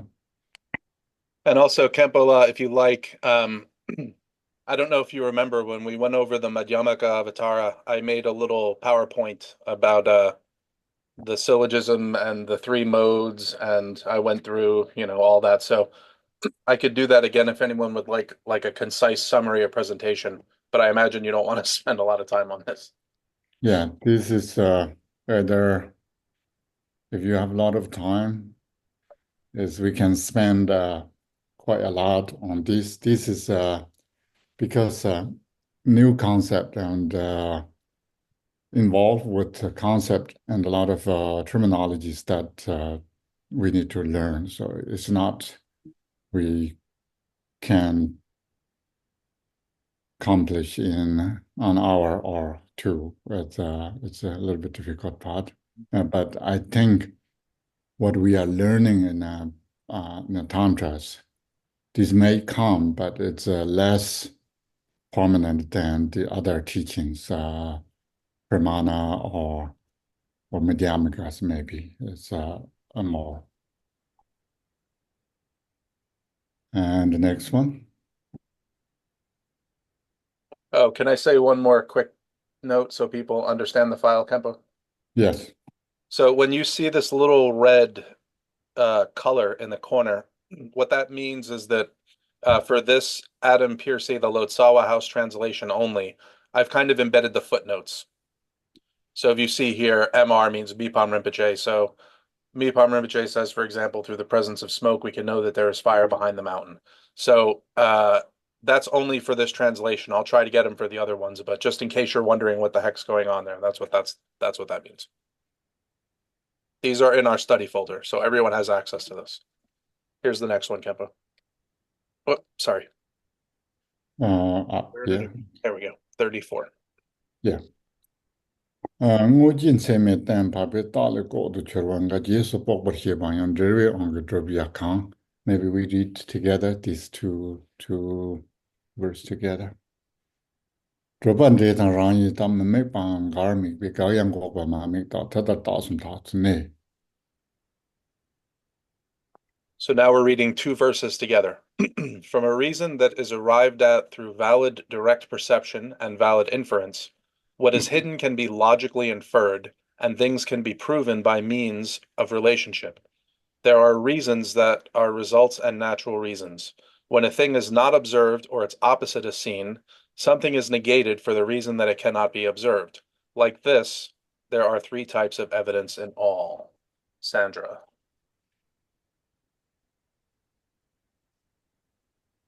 An inference about a hidden phenomena is proven through its relationship with a sign that is established by valid direct perception. To establish a proof, there is the sign of being an effect, the sign of having the same nature, and the sign of not being perceived, which refutes an object to be negated because the object is not perceived or something contradictory is perceived. These are the three types of signs.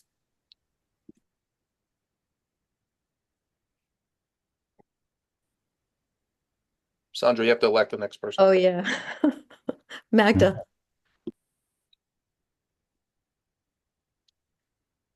There are reasoning by the effect, reasoning by the nature, and reasoning concerning the non-existent that negates something, including reasoning of non-observation and reasoning of the observation of the opposite.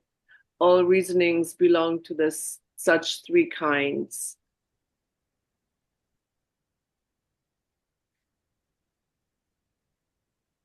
Because in the ultimate reality, all appearing things are of equality by nature. With a pure mind, one sees the pure reality. Thus, one abides in the nature of purity.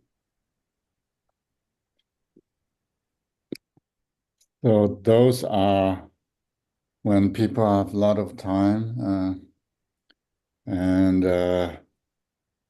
we learned that about we just, I think intuitively we know what it's talking about, so we don't need to go maybe detail here.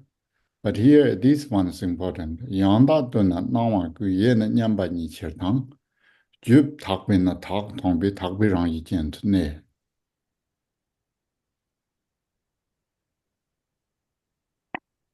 Kempo, did you just read 36? Yes. Yes. I think we've read that. Yes? No. No. Okay. Okay.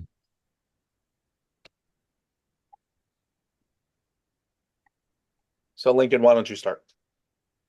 From a genuine perspective, all appearances are now and always have been the same. And since a pure mind sees only purity, their nature remains entirely pure. Masha? When seen authentically, all appearances are primordially equal. When one's mind stream is pure, one's perceptions are pure. Everything is pure by nature. Sandra? Because in the ultimate reality, all appearing things are of equality by nature. With the pure mind, one sees the pure reality. Thus, one abides in the nature of purity. What do you think in this text? Here we could read from a genuine perspective, all appearances are now and always has been the same. Is talking about always as same as emptiness or same as pure. Now we talk about this tantric practice here, pure. And then last two lines seems more clear that, and since a pure mind sees only purity, which means unpure things would not appear to pure mind, their nature remains entirely pure. So this pureness is nature. It remains purely. So that's, I think the last part is clear that what we are talking about, the ultimate truth, which is a majesty, what appears. Appears are pure things that appear. But first, if we take these as the first one is we discussed earlier that is everything's equal in an empty aspect or empty nature. But then it comes to appearing to a perception there. If our mind is pure, then we say pure things. That pure is the nature of the appearing itself.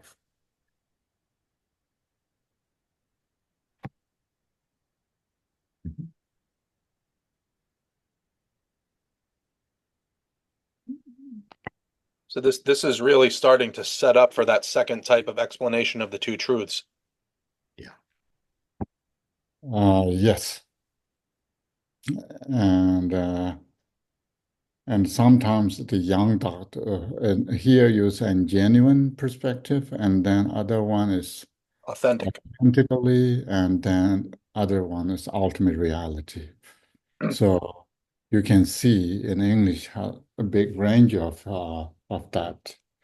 So once we say ultimate reality, people often think about the emptiness aspects itself, not the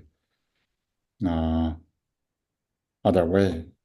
But here you can see the pure visions appear to pure mind, but that is always pure or entirely pure, or everything's pure by nature.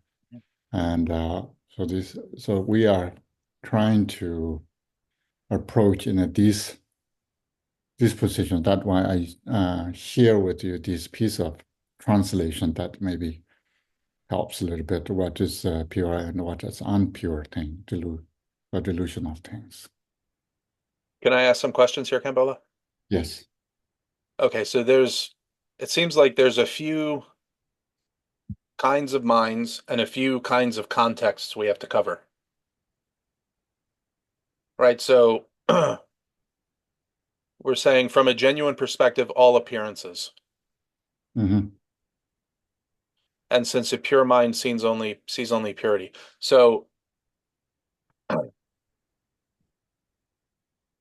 for example, in the Paths and Bhumis literature, they will make a distinction between an ordinary being, a bodhisattva on the Bhumis, and a Buddha. And so if we take the case of a bodhisattva on the Bhumis, a bodhisattva on the Bhumis in post-meditation has appearances. Yeah, Would this verse apply to that post-meditative experience?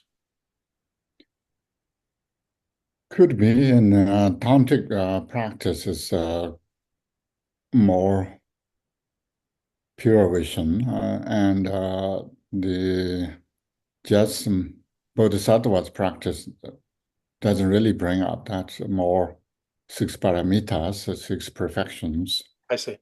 and appearances. Once we distinguish delusional appearance and a pure appearance, and then we have to have this empty of others. Yeah. Yeah. So I'm I'm sorry, I'm trying to work my way to the question. It hasn't fully formed. So take a look at this third line, since a pure mind sees only purity. Yeah. Or this next one, when one's mind stream is pure, one's perceptions are pure. I'm understanding that more like when one's mind stream is pure, then it doesn't project a bunch of garbage over everything it perceives. Yeah. Consequently, it doesn't project a bunch of positive things over everything it perceives. No, it's seeing what is there. Right. So it's not that it sees purity. It doesn't see purity or impurity. It sees what's there. Yeah. Okay. That's what we call pure. That's what we're referring to as pure here. Like, because this is starting to sound like how the Guya Garbha presents the view. Yeah. And this is okay. All right. So there's a link here for Mipham then. No, it's clearly it's called. There is two in the Guya Garbha tradition. We have two ultimate reality and conventional reality, but Right. there is it's called Tundam to Nyamba Chembo. In ultimate reality, everything's equal. In conventional reality, everything's pure. So equalness in ultimate level and pureness on conventional level. So that is there. It's all tantras. The concept is that it's ultimately we need to treat everything's equal, but conventionally we need to see everything as pure. Sure. Thank you. I got it. Yeah. So that's why I'm saying these verses are very important verse in here. I'm just checking really quick because I've seen some chats that I haven't had time to read. Okay.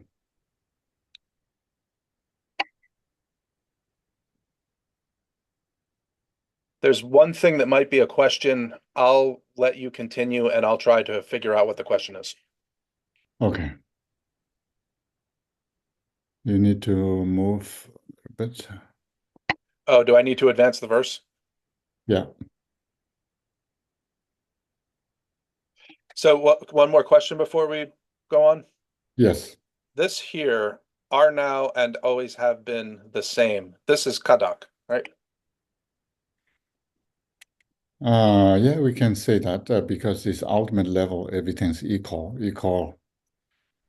It's then we are saying that conventional level is everything's pure means then. So these two are. I see. We can treat that together. That's brilliant. Okay, next verse. So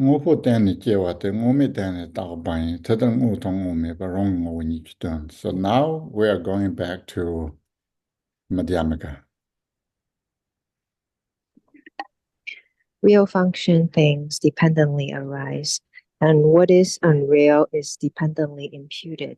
Therefore, both the real and the unreal are empty by their very nature. Diana?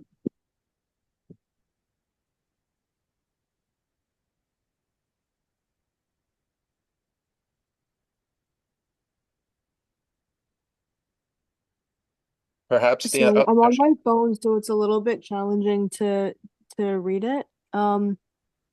Functional things are based on their having arisen.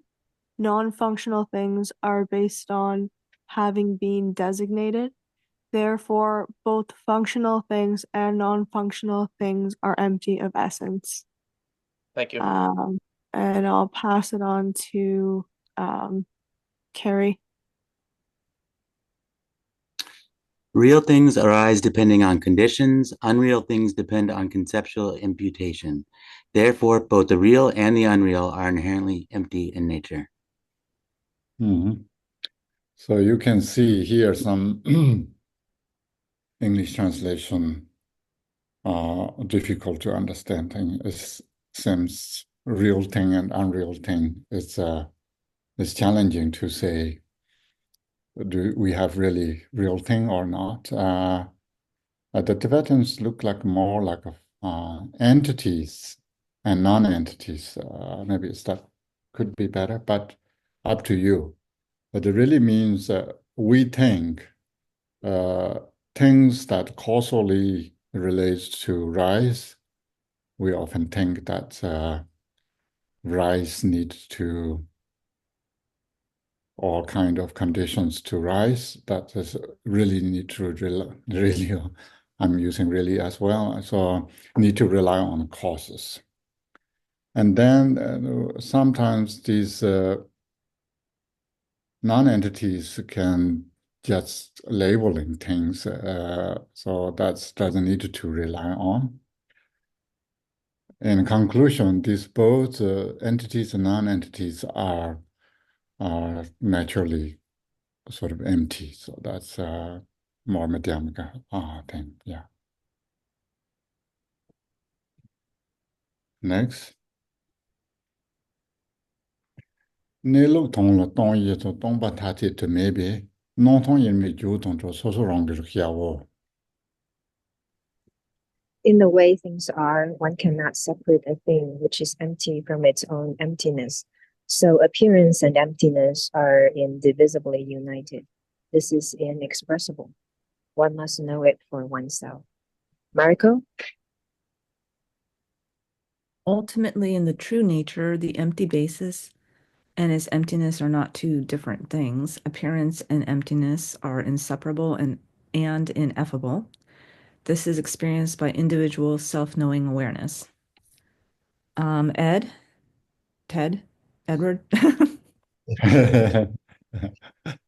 In ultimate reality, the basis of emptiness and emptiness itself are inseparable. Therefore, appearance and emptiness are the one that is inexpressible, but can be known through individuals' self-aware wisdom. Kempo, this is an error, right? The basis of emptiness. What do you mean error? Well, you're saying ultimate reality, which is already the basis, and now you're saying that ultimate reality is the basis for emptiness, ultimate reality. It just seems like a minor error. Error by us or error by translation? By the translator. Oh, can you go back to Tibetan or what does? Yes, sir.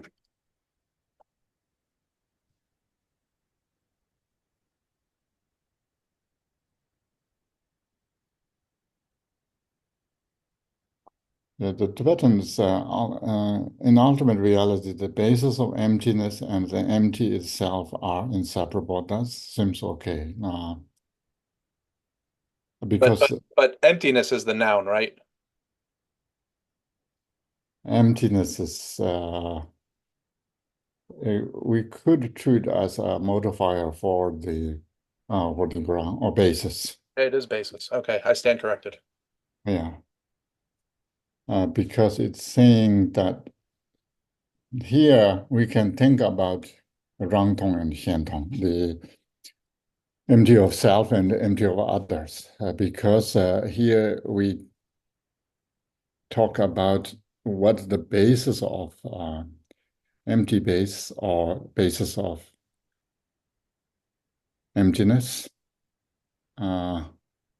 Is that correct? Well, but emptiness is the basis. So how can you have a basis for what is the basis?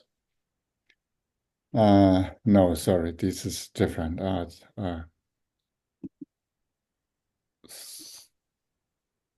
If we talk about objects, when we show objects like this of this pen, yeah, Entities. we always need something to talk about emptiness. Empty of what? Yeah. So that is the Dongxi, the basis of emptiness. I got it. Okay. So the thing that you're saying is almost like a basis for emptiness. I got it. I got it. And then what is empty is emptiness itself. So these two are not different. Here's more, if empty is different from the basis of emptiness, then it's become empty of other, yeah? Yes. So here it's saying the basis of emptiness and emptiness itself has no, there's no difference between these two, yeah. Like so this is more a Rangtong aspect. So this is empty of self. So when we say empty of self in the Mipham tradition, it doesn't negate empty of others, okay? That's what we need to know. And empty of other doesn't mean it negates empty of self. Because he wants to bring two systems together to harmonize, not against each other. Most traditions doesn't fit these two traditions together, two systems together. So Mipham wants to bring together. So that's different. Not only bring them together, but in the Zhentong lines where he says you cannot understand Shentong unless you understand Rangtong. Exactly. And you cannot explain through Rangtong view. Buddha nature. You cannot explain the Shentong or self, empty of other Buddha nature and Buddha qualities through empty of self. Right. And if you do, then you denigrate all of these pure appearances. Yeah, all the qualities, yeah. I got it. Okay. Everyone, okay? This is important, yeah? Don't be afraid to be like, I have no idea what's going on. Can we discuss this? Bring up any question. Yes. And then next one.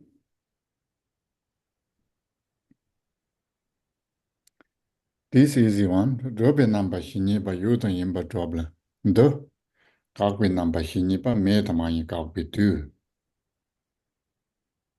Any affirmation whatsoever it may be must affirm either existence or identity, and any negation whatsoever it may be must negate either existence or identity. Lincoln? All the aspects that are established are encompassed by affirmation of their existence or what they are.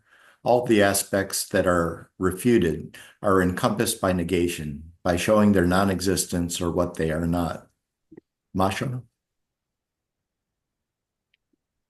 All types of establishment summarize as proofs of existence and being, all types of negation condense into negation of existence and being.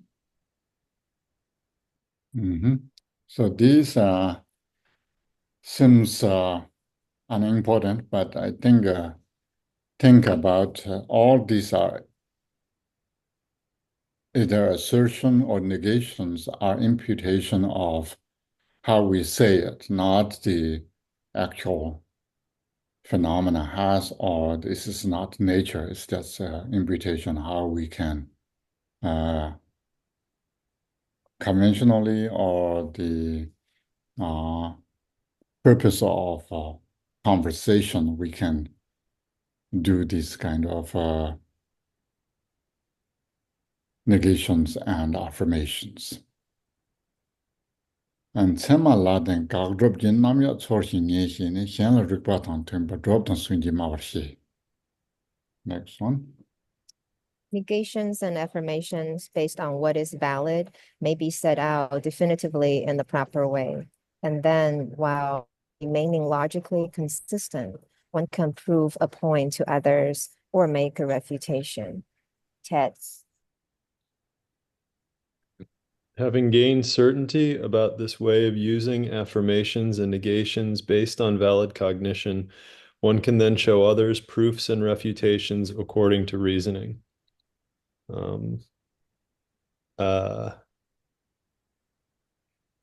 Lincoln or Masha? Sorry, I'm not sure. Relying on valid knowledge, having established reasonings of establishment and negation, one can also logically explain to others such establishment and negation.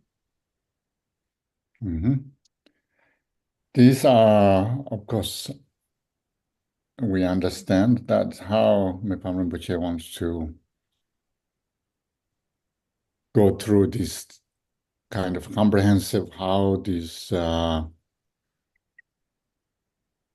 affirmation and negations are works, and so this is going through our sort of mind conceptual construction that goes sometimes helps to think about. There's nothing out there. It's just labels and imputations and these things.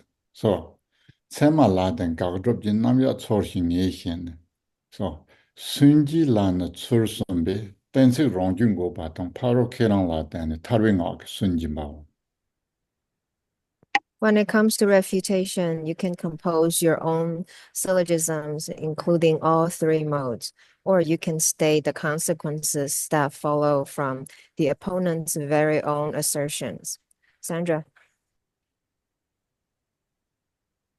In formulating refutations, one uses reasons with the three criteria for valid evidence to establish autonomous arguments, and one refutes others by showing the consequences depending on what they assert. Zoldi.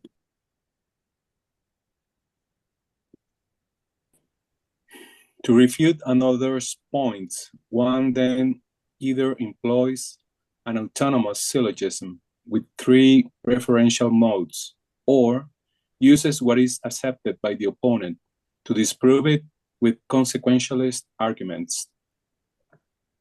We are sort of familiar with this. We spent a lot of time on Madhyamaka in the past few years, but I think most of you were not there. This is a little bit complicated territory because of this how we talk. So mainly, maybe it's not treated as too much in a syllogistic way to say logical syllogism has own rule and own system, but thinking about this, really what it's saying is you can truly believe and you can introduce your point of view to convince others. That is called your own syllogism, including all three modes that is logical syllogism or autonomous syllogism, they call. And then the last two line is you can state that consequences that follows from the opponents. A very on assertion means sometimes you don't argument or you want to say other person's maybe strong belief that may not match the actual reality, then you could find their contradictory statements to defeat or to point out the others' understanding, to loosen their strong belief, wrong belief. So these two ways to either your own belief too, or you don't need to take such a position, but you can point out the others' mistakes through their contradictory statements.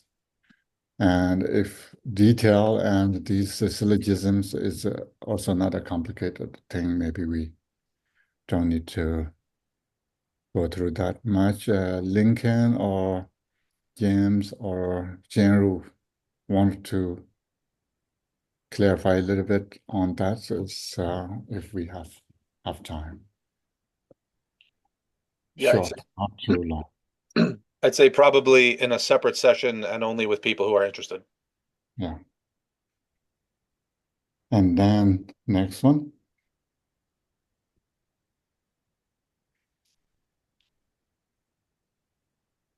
Tani lion ne no ta mentu no wa yu bi cher mata chun tong tong wa tong sakbi siba. We do these two words together. Tagbi siba okay, I read again. My tongue is not doing well.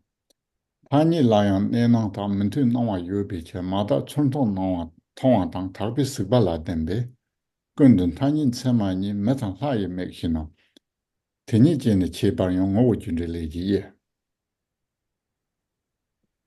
Within the conventional, there's that which we call impure and narrow vision, because reality and appearances do not coincide. Coincide, and a vision in which things are purely seen. This makes two types of conventional validity, like seeing with eyes that are human and divine. The difference between the two lies in their essential natures, causes, results, and functions. Carrie. On the conventional level, since there are appearances that do not accord with reality, there are the way things appear and the way things are. In dependence on impure ordinary perception or pure vision, there are two types of conventional valid cognition, which resemble human eyes and divine eyes. These two have their own features and are categorized by their natures, causes, effects, and functions.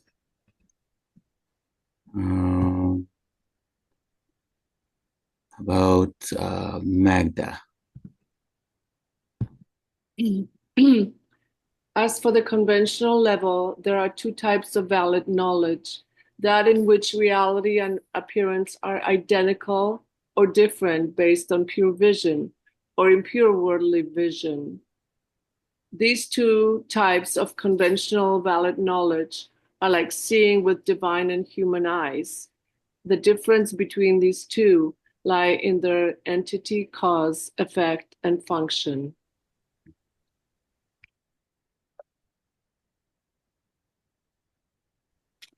What we are looking for. And here is saying that there's two types of conventional level. It's ne nang is this, that is the actual word he used. Ne means abiding reality, nang means appearance. But there's which we call pure and narrow vision, because reality and appearance. So here used as reality and appearance. The first Adam's translation. And the second one, things appear and the way things are. These two are they're using. We very beginning we talk about the things, how things appear, and then that is things the way things are, or these are not. So this way can make differentiate whether this is ultimate truth or a relative truth. And so obviously we say here it's saying there is a things appears and things appear and also abides as um, in a reality. And then things that appear, but it's not abide as a reality. Yeah. So these two are the delusional appearance, and then beyond sort of delusional appearance are the scenes of things are purely seen. And these two types of conventional validity, here use a validity or conventional truth. And these two conventional truth is one is ultimate and one is relative, yeah. So these are, for example, like seeing with eyes that human eyes, which has a deceptive, and the divine eye means non-deceptive way of seeing. So these two appearances we early discussed that the rope and snake, how rope would be the actual base entity, and then a snake would be some sort of imputation or delusion or mistaken perception and so forth. Kempo, a quick question. Yes. So just terminology that you're using, just to make sure that I'm clear with it. So when you use delusional, are you also including the imprints and the various things that are karmically brought into impure perceptions? Yes, everything. Usually everything the karmically brought in are the delusional thing, because you know that compounded things or conditional things, which means karmically influenced or born, are compounded or what we call conditional things. Yeah. Yes. So these are not rely on because it's called samsaric things. Right. And that is Xiantong means that need to go. And what remains is the Dharmata or the Buddha nature or the mind nature, luminous or bliss, or what we call union of bliss and emptiness, or union of emptiness and Rigpa, or union of emptiness, clarity, or union of the emptiness and appearance. These remains. These are not conditional, not compounded, and not rise from the karmic causality. Yeah. I just wanted to make sure you meant the fully loaded version. So thank you. Yeah. And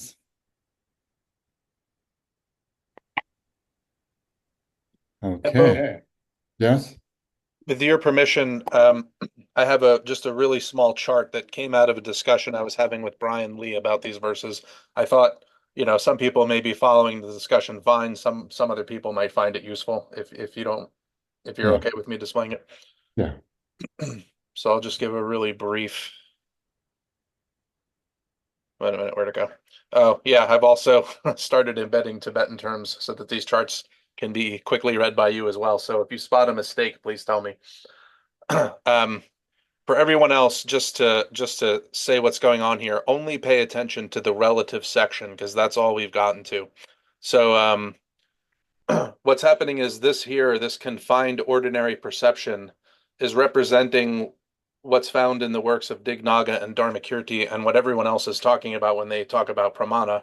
And now Mipham has introduced this new category that I've highlighted here in blue that he's saying is found in the Uttara Tantra and Guyagarbha Tantra. So he's bringing in some kind of additional distinction to the relative truth that's being called pure perception here. This, I think, is also in our study group, so don't worry about getting a screenshot or anything. We can make sure everyone can get these. Does this look accurate to what you've been saying, Kemba? Yeah, that's look good. And And we'll yeah, get the to the ultimate later. ultimate level is another complication here. It's not exactly what we are talking about, the true truth thing, but this is both are ultimate truth, but the ultimate truth itself has two stages. Even in when we treat appearances are conventional truth and ultimate truth is emptiness, but then due to our capacity or ability to understanding of emptiness, there is a step by step to go in a deeper and deeper. That's why it's called the categorized ultimate is regarding to or compared to this uncategorized ultimate is still in a conceptual mind or conceptual realm. But so what this chart shows is when Mipham talks about two levels of the relative and two levels of the ultimate, this is showing what he's talking about. I'll go back to the verses now. Do you want to slow down? To anyone want to discuss what's going on, why we are trying to figure out these things? Oh, well, there's also some things in the chat which might be turned into questions. Is that okay, Kembella? Yeah.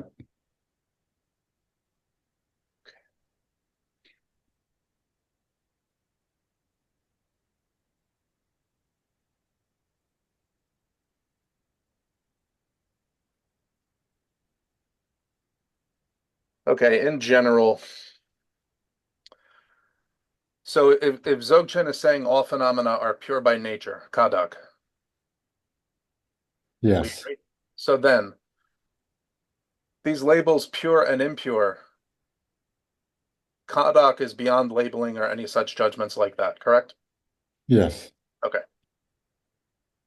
Regarding impure perceptions, such as perceiving nectar as pus, water, etc., this all depends upon our karma. Is that correct? Yes. Okay. I think that's the substance of that question. Okay. And someone has said to me, James, can you give an example of pure perception in the relative sense? You want to tackle that one, Kembella? Yeah, the pure perception. In a relative sense. Yeah, the difficult part is because perceptions cannot change, yeah, cannot not change, cannot show because on perception is I cannot show or I cannot see others' pure perception. But there was a story in the Buddha's time. Buddha was teaching, and then he was teaching to the, I think, students, and then there was called Brahman. His name is Ralbajan, who has dreadlock. That's doesn't match well, yeah. Usually Brahmins they don't want to messy with their body. But somehow this Tsangpa is coming from another spiritual world, and Buddha was teaching that everything is pure, and no one's belief. But somehow, if my memory is still there as something that happened, and these being and showing everything is pure. So if we have that kind of ability to power, then maybe, but except beyond that, is pure perception is because on minds how people perceive things is not the universally we can share. It's difficult. Yeah. Ted? Yeah, I've had a translational question that I've sort of been sitting with for a while, and now seems like maybe an okay time to ask it. Yeah. With the second understanding of I think it was Ultimate Truth that James started out with, the chart at the beginning. It seems like the distinction is between whether the abiding mode and the this is the earlier chart that you showed at the beginning of the session. The abiding mode and the appearing mode are in accord or not in accord. And that's the translation that I think the Nalanda translation group gives in the Lion's Roar translation. I noticed in the Duffy translation that he uses the term synchronized and unsynchronized for accord and not in accord. And I guess I was just wondering whether you find that to be a useful or an accurate translation. And if so, like what might be the reason for describing this accordance in terms that imply something about synchronization in time of the apparent and the abiding mode? Yeah, since my English maybe, synchronized doesn't really is more seems like accommodating to each other, yeah? Is that true? It's a balancing kind of. I guess it can have that sense, but I guess I also noticed in the verse we were just reading that Piercy translates pure perception as a coincidence of the relative and ultimate. So he's using a similar, like that the thing that they're happening at the same time. Is that in the verses we just looked at? I can bring the translation up or the Tibetan if that would be useful. It's yeah, it's a little bit difficult because the things that appears, things that abides at no things. It's a Tibetan term. It's called ne nang. Ne means abiding, how it abides, and nang means appears as how it abides. So that is the ultimate truth. And then relative truth is things as appears is contradicts the how it abides. But beyond that, I'm whether it's saying in accordance or coincide or these are still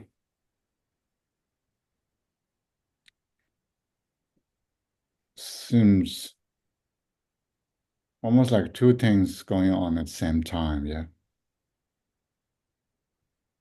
It's not saying two things going on. It's just things appears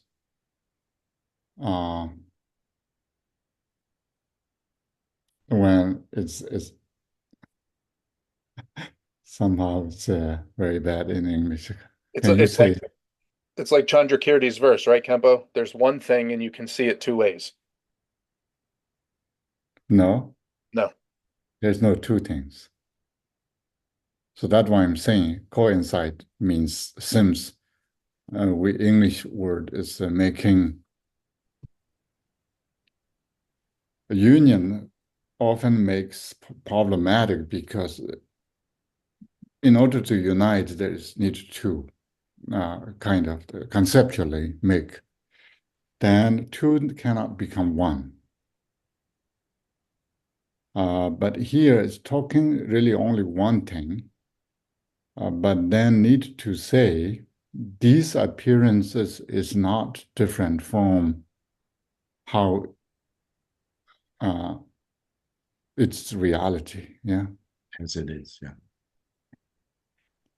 And beyond that, yeah, if you can understand through this coincide or what they call other one, It was synchronized and non-synchronized was the term that the Duffy uses in the translation for accord and not in accord. yeah. So I think we can maybe play this and then slowly maybe we have better language or term to say shorter one, but Tibetan is only, you can say Nenang Tumba. Yeah, it's more like in accordance, coincide. I mean, yeah, the language is sometimes helpful, but sometimes it's, of course, language is also a construct through concept, and then concept always have this dualistic function. And then when we say union, emptiness and appearances are union, and then we already make two. So now we need to bring back together. Even bring back together, we still have these concept of there are two things, at least two aspects.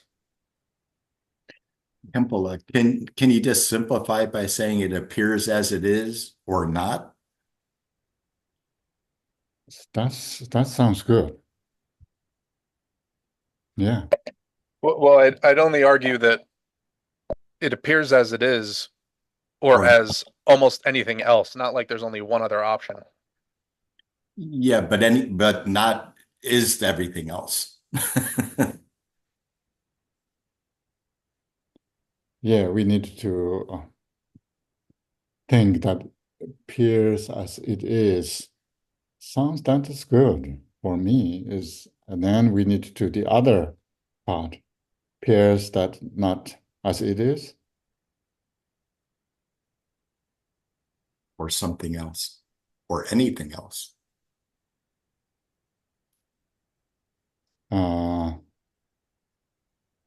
Yeah. So think about that. Maybe that's important because we are trained in this strong Buddhist idea of emptiness and appearance. Now we are bring these idea in our mind is a little bit doesn't fit so well in our mind because we train in a different way. Our mind is not flexible to coping with this. So that's why Mipham's text is sort of important to learn. People are putting some in a chat box, I think. I'm sorry, Khenpo. I'm just trying to clarify some questions. Okay, good. So think about that. Yeah, there's at least we kind of know what does this mean, but then English language comes. You are much better than me. So think about that, and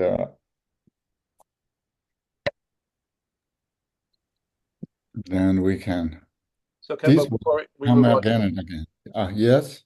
I have a question myself. Okay. So we're talking about here within the conventional, there's that which we call impure and narrow vision. So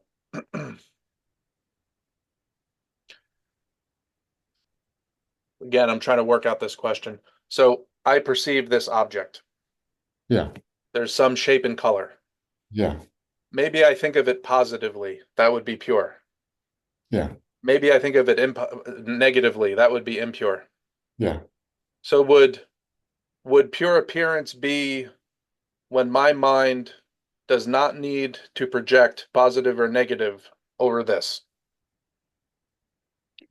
Not necessarily pure mind, pure appearances based on a pure mind. We early verses Right. talks So about. what I'm trying to clarify then, so what is a pure mind? Is a pure mind one that will not project? No, need to pure appearances.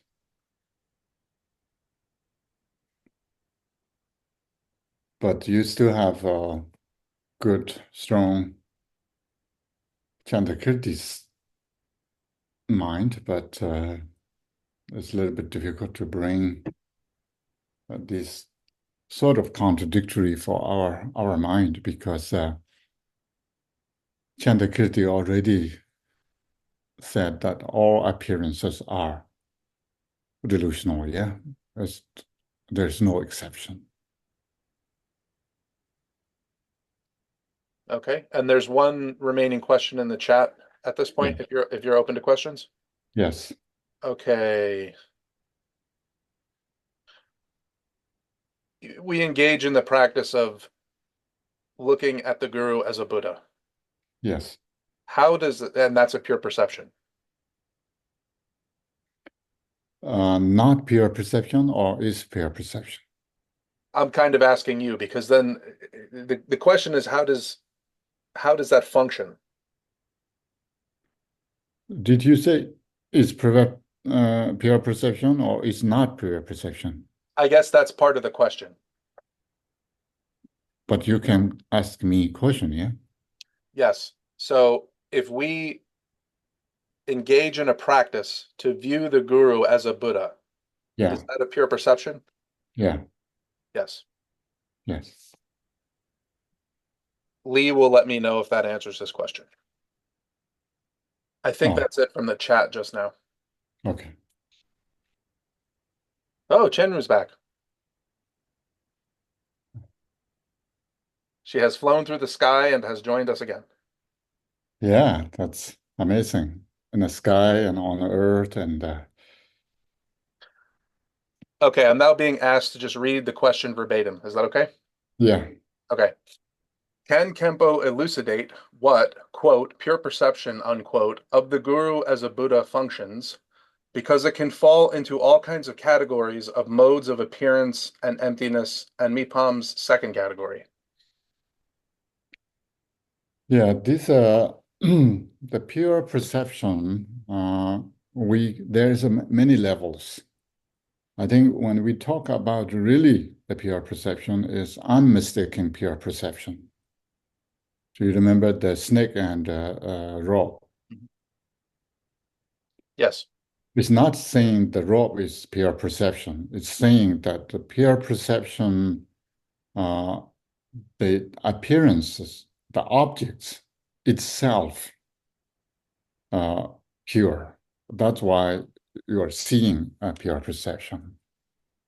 So your guru, as seen as as Buddha, that's seen as a Buddha, yeah, which means it's not just imaginative.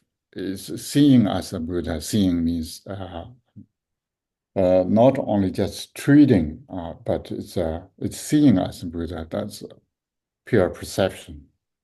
But the practice to get there, in order to do that, we practice to thinking about my guru as a Buddha is a just perception level to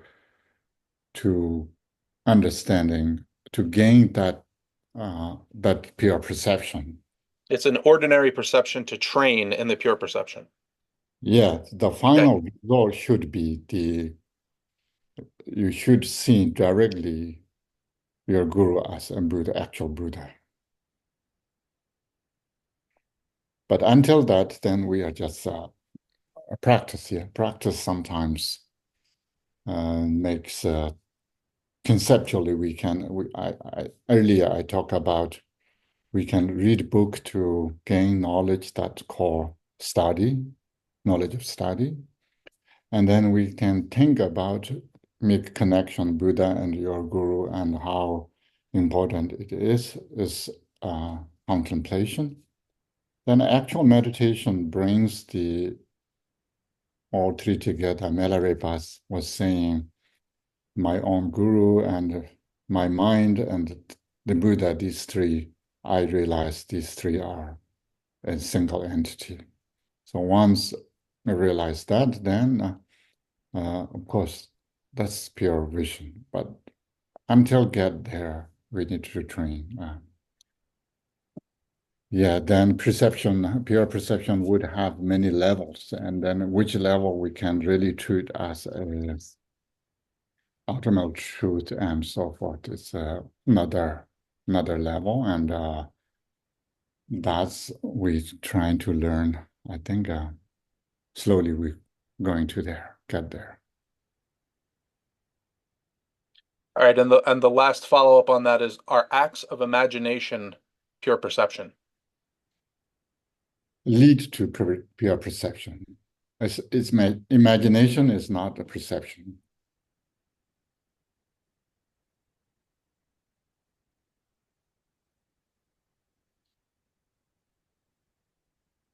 Well, if I imagine something in my mind, I then perceive that object. Why need to then there? Well, okay, all I'm saying is you're making a distinction between the subject and object. Not only subject and object. Do you remember the pure perception needs pure mind? So what stage or what level can we call pure mind? Either we call that there's no conceptual activity at all, or even no perceptual apparatus of the normal appearance at all.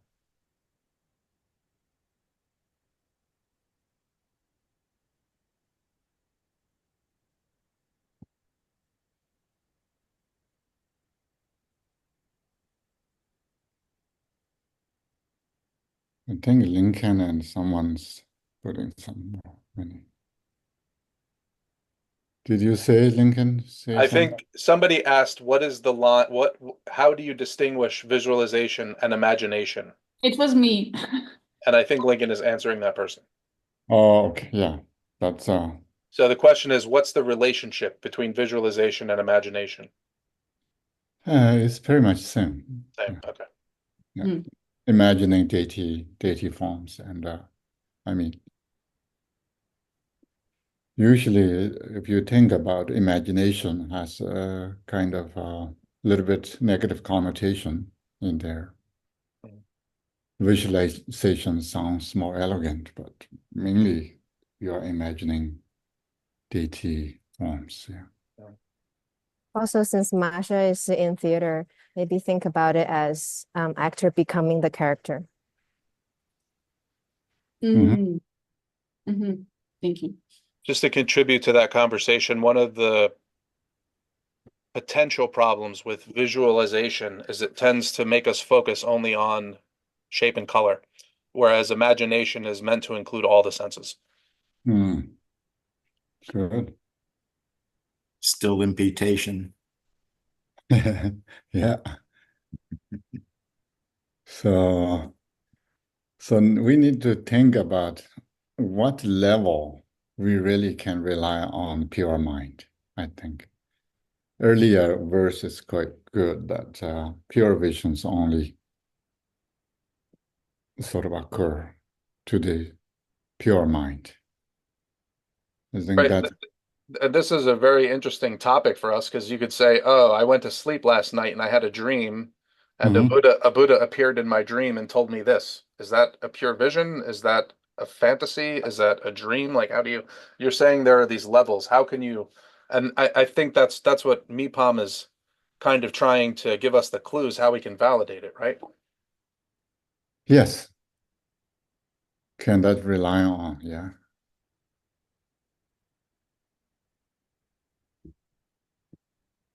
So that's good. I think we are pretty much figure out this part, or we will refine this forever, almost like our sessions. So we can read a few more and then maybe stop today, and then we can discuss later. And I think 44, yeah.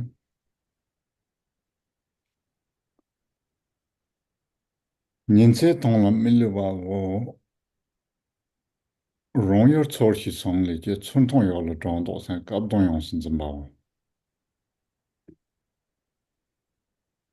One, am I live here? One is an undeceived cognition of limited scope that arises from a correct perception of its object, clearing misperceptions of things in a narrow field of vision to bring a thorough apprehension of a given object. Masha.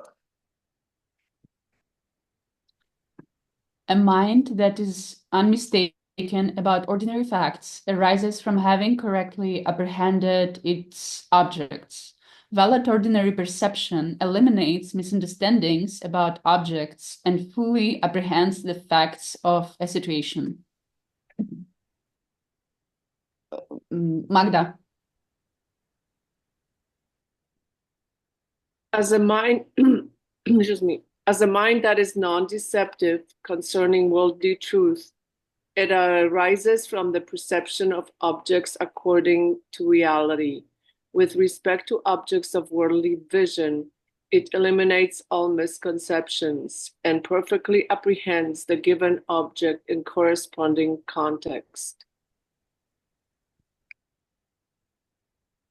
Yeah, here distinguishing these two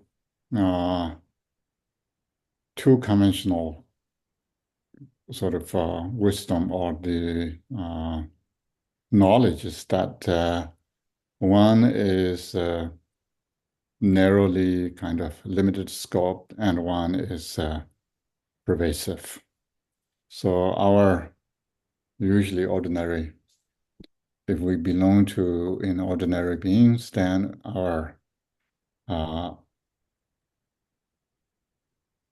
cognition is limited scope, and we see things that limitedly in a limited way. And then next one. Kempo, can I ask a quick question? Yes.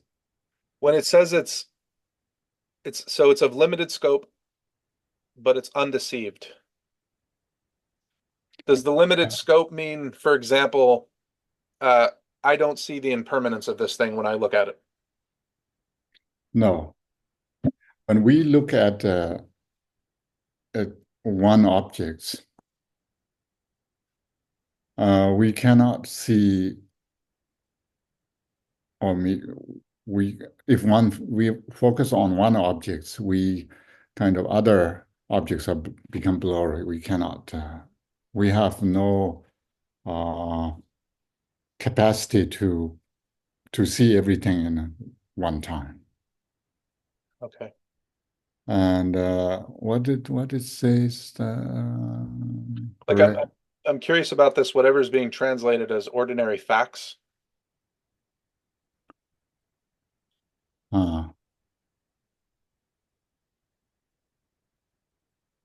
Yeah, it has miluva and unmistaking, but ordinary facts are not looks not there.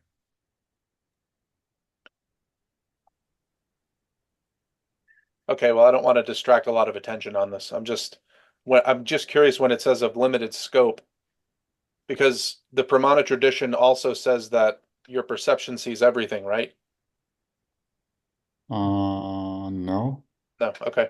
Yeah. Doesn't this sort of refer to like according to worldly convention?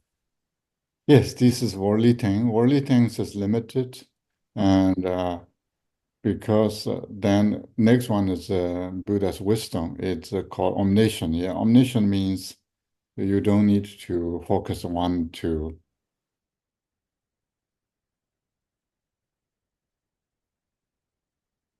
So like the information that I gain by focusing on a single object, a Buddha gains by every object in his field without focus. Yeah, there's no objects that not omniscient wisdom, not perceived at the same moment. Yeah. So we need to move on to think about or look at things that limitedly as not. We cannot comprehend everything in one time. Yes, sir. Mhm. Next verse. Mhm. 假设话有一些呢，它的处理魅力，就三昧差别中都是心理鉴别之间呢。 One is a pristine cognition of what is vast in nature that arises from an observation of precisely how things are, clearing misperceptions of objects beyond the imagination to bring the result of wisdom that knows all there is. Carrie. Limitless, timeless awareness arises from seeing suchness just as it is. It eliminates misunderstandings about its objects, which are inconceivable, and results in knowing the entire extent of phenomena. You have to nominate someone. Okay, Sandra. The extensive and vast wisdom arises from apprehending the nature of reality. In respect to the objects that are beyond conception, it eliminates all misconceptions and has the wisdom that knows all phenomena as its result. Mm-hmm. So next verse is important. Just James show us the chart that include these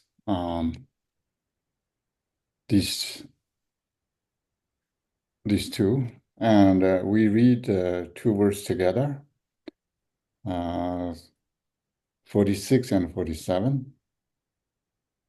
And Todam Lion Amrom Bitorni Tanjar Todam Ju Chemating Nisunjor Ngama Laden Chimanjo Mukchon Tag Bitorhin Semi making Namjong Tabanyam Beton Tonsha. The absolute as well has its two aspects, categorized and uncategorized conceptually, and then to evaluate them two types of validity for looking into what is ultimately true. It is by relying on the former that one reaches the latter, like impaired vision that is healed and made pure. When the eye of valid cognition is fully developed, the truth of purity and equalness can be seen. Anne.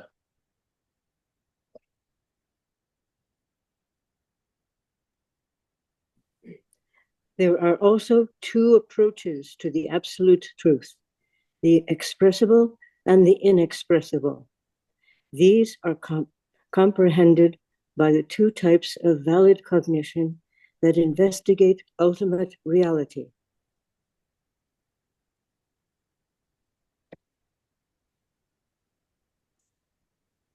Lincoln. Sorry. I think you had a second one to do also, didn't you? Yeah. Oh, yes. Okay. There are also two approaches to the absolute truth, the expressible and the inexpressible. These are comprehended by the two types of valid cognition that investigate ultimate reality. And I think I confused you by moving the screen, so could you read this verse as well? Of course, by relying on the former, one engages in the latter. It is like clearing one's eye of a flaw. Once the eye of valid cognition is thoroughly cleansed, one will see the reality of purity and equality. Yeah, maybe Mariko. Of course.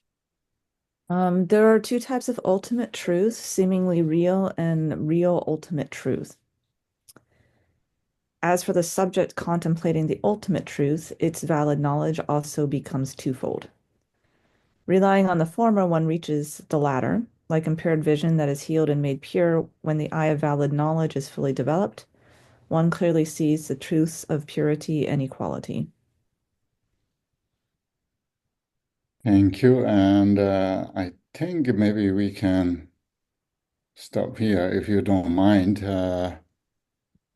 So I think we also can pay attention this very last line. They say, the truth of purity and equalness can be seen. Do you remember earlier there's two views or two realities we need to understand. The ultimate reality is equalness, and conventional realities as purity. So the truth of purity and equalness need to see in a tantric tradition. And sutrics we often use as appearance and emptiness, but here is more the equalness and purity. These two are very important, and that's what we are going to learn. Meanwhile, I think maybe today we stop here, and everyone, thank you so much for taking time. 3 hours is a little bit long for you, I know, but this is think about this is a practice, okay, and not just torturing you to bring back to kindergarten to to spend time with online. But then next 2 weeks, unfortunately, I cannot teach because I could teach, but I will be traveling, and also then Thanksgiving, of course, everyone is maybe need to do some events. So is that okay? I mean, that's somehow I need to cancel next two weeks. Meanwhile, now you have more than enough materials to think about and read about, and Would you like us to schedule a study group meeting in that time, Kempo? that's up to you guys. I'm not saying any, and I'm leaving to other places to participate other events, conferences, and so forth. Is that everyone okay? Of course. And want to add anything this class? We need to change the structure or how you want to do, because these classes for you, for me as well, but it's I want to help you if any way can help. Yeah. Lee is asking how about a Q&A, which I assume he's asking how about an entire session dedicated to just questions and answers.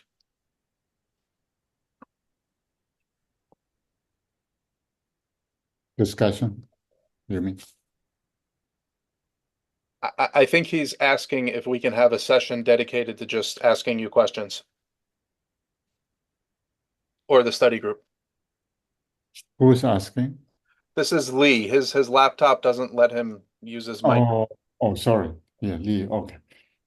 Yeah. I mean, whatever. That's you. You guys decide. I I just can offer uh, these 3 hours to you, and then rest. What do you want to do? You decide. And I'm saying next 2 weeks I'm not available. Which means the next meeting would be December 7th. Do I have that right? Mm. Yes, look like December 7th. Yes.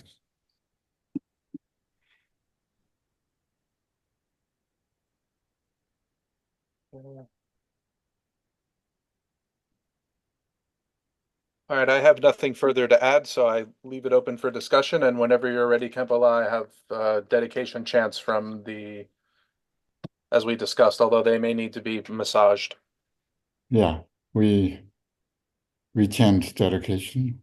If you have lines. So I've started making some of the ones that these here. This is from the Vajrasanga Fulfillment and Confession. Do you want this one? Yes, I read in Tibetan first and then Sure.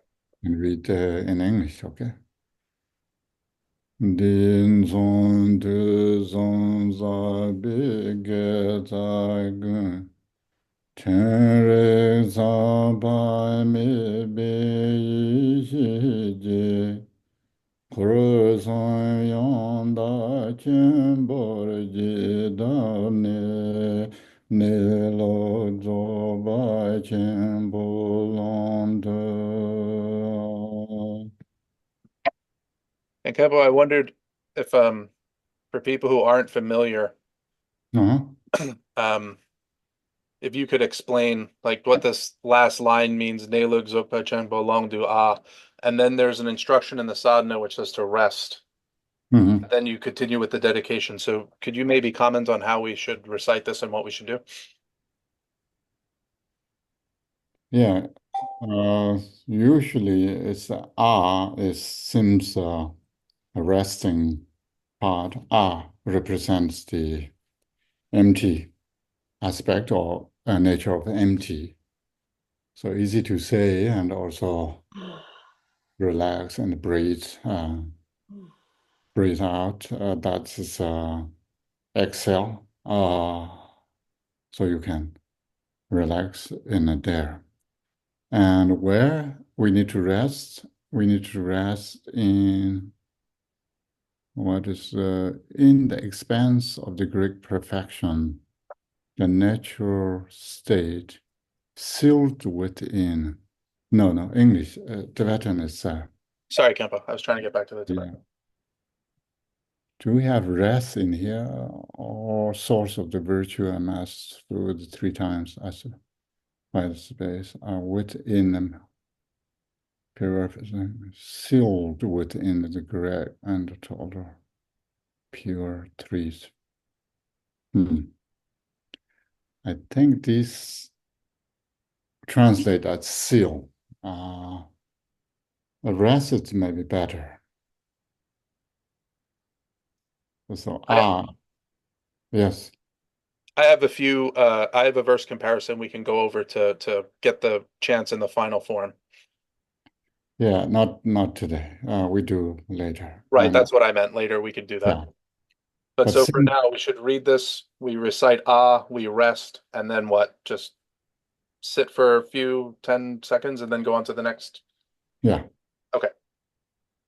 So our English umze is up. All sources of virtue amassed throughout the three times, as represented by this practice, are, with the immaculate wisdom of pure presence and awareness, sealed within the great and total purity of the three spheres, and in the expanse of the great perfection, the natural state. Ah.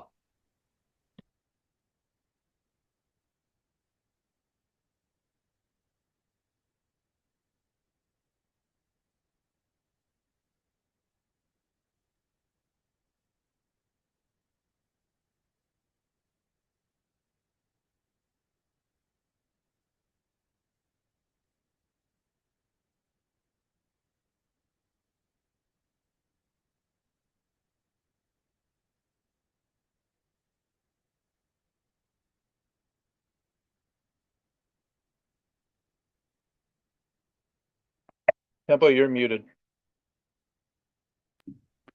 Seems that sentence should have something imperative form to say may or rest in or settled in, because these sentences are just look like a statement that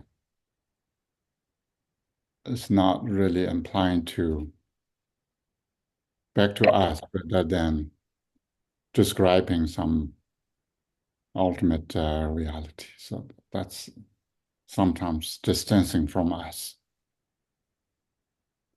We see another versions, and then next one. Orden zave lama rinpoche, dagi jenga be me den shola, kari jenpo go ne je zonde, go zon to jing ro zar do zo. Pardon lame nambara tarvala, geje zamyong lo tai me che yin, jinze le baran tong bi mo gun je lame xin la sam lan ju bai jo, je wa gun de yong da la ma tang.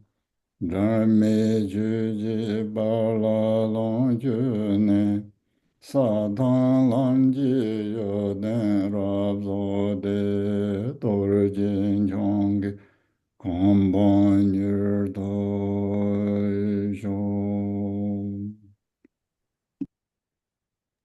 Glorious Root Lama, precious one, dwell on the lotus seat in the depth of my heart. Look upon me with the grace of your great compassion and grant me the attainments of body, speech, and mind. Towards the lifestyle and activity of the Lama, may not even a moment's wrong view ever occur, and may I see their every action as a teaching for me. Through such devotion, may the Guru's blessing fill my mind. In all my lives, may I never be separated from the perfect Guru, and so enjoy the splendor of Dharma. Perfecting the virtues of the paths and bhumis, may I speedily attain the state of Vajradhara. Thank you. See, we are getting better and better. So now I let you go, and probably you are tired.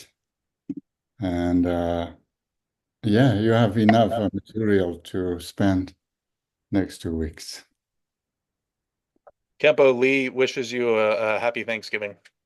Oh, thank you so much, Lee. And yeah, I think that back there they don't have Thanksgivings, yeah. Okay, take care. See you soon. Thank you.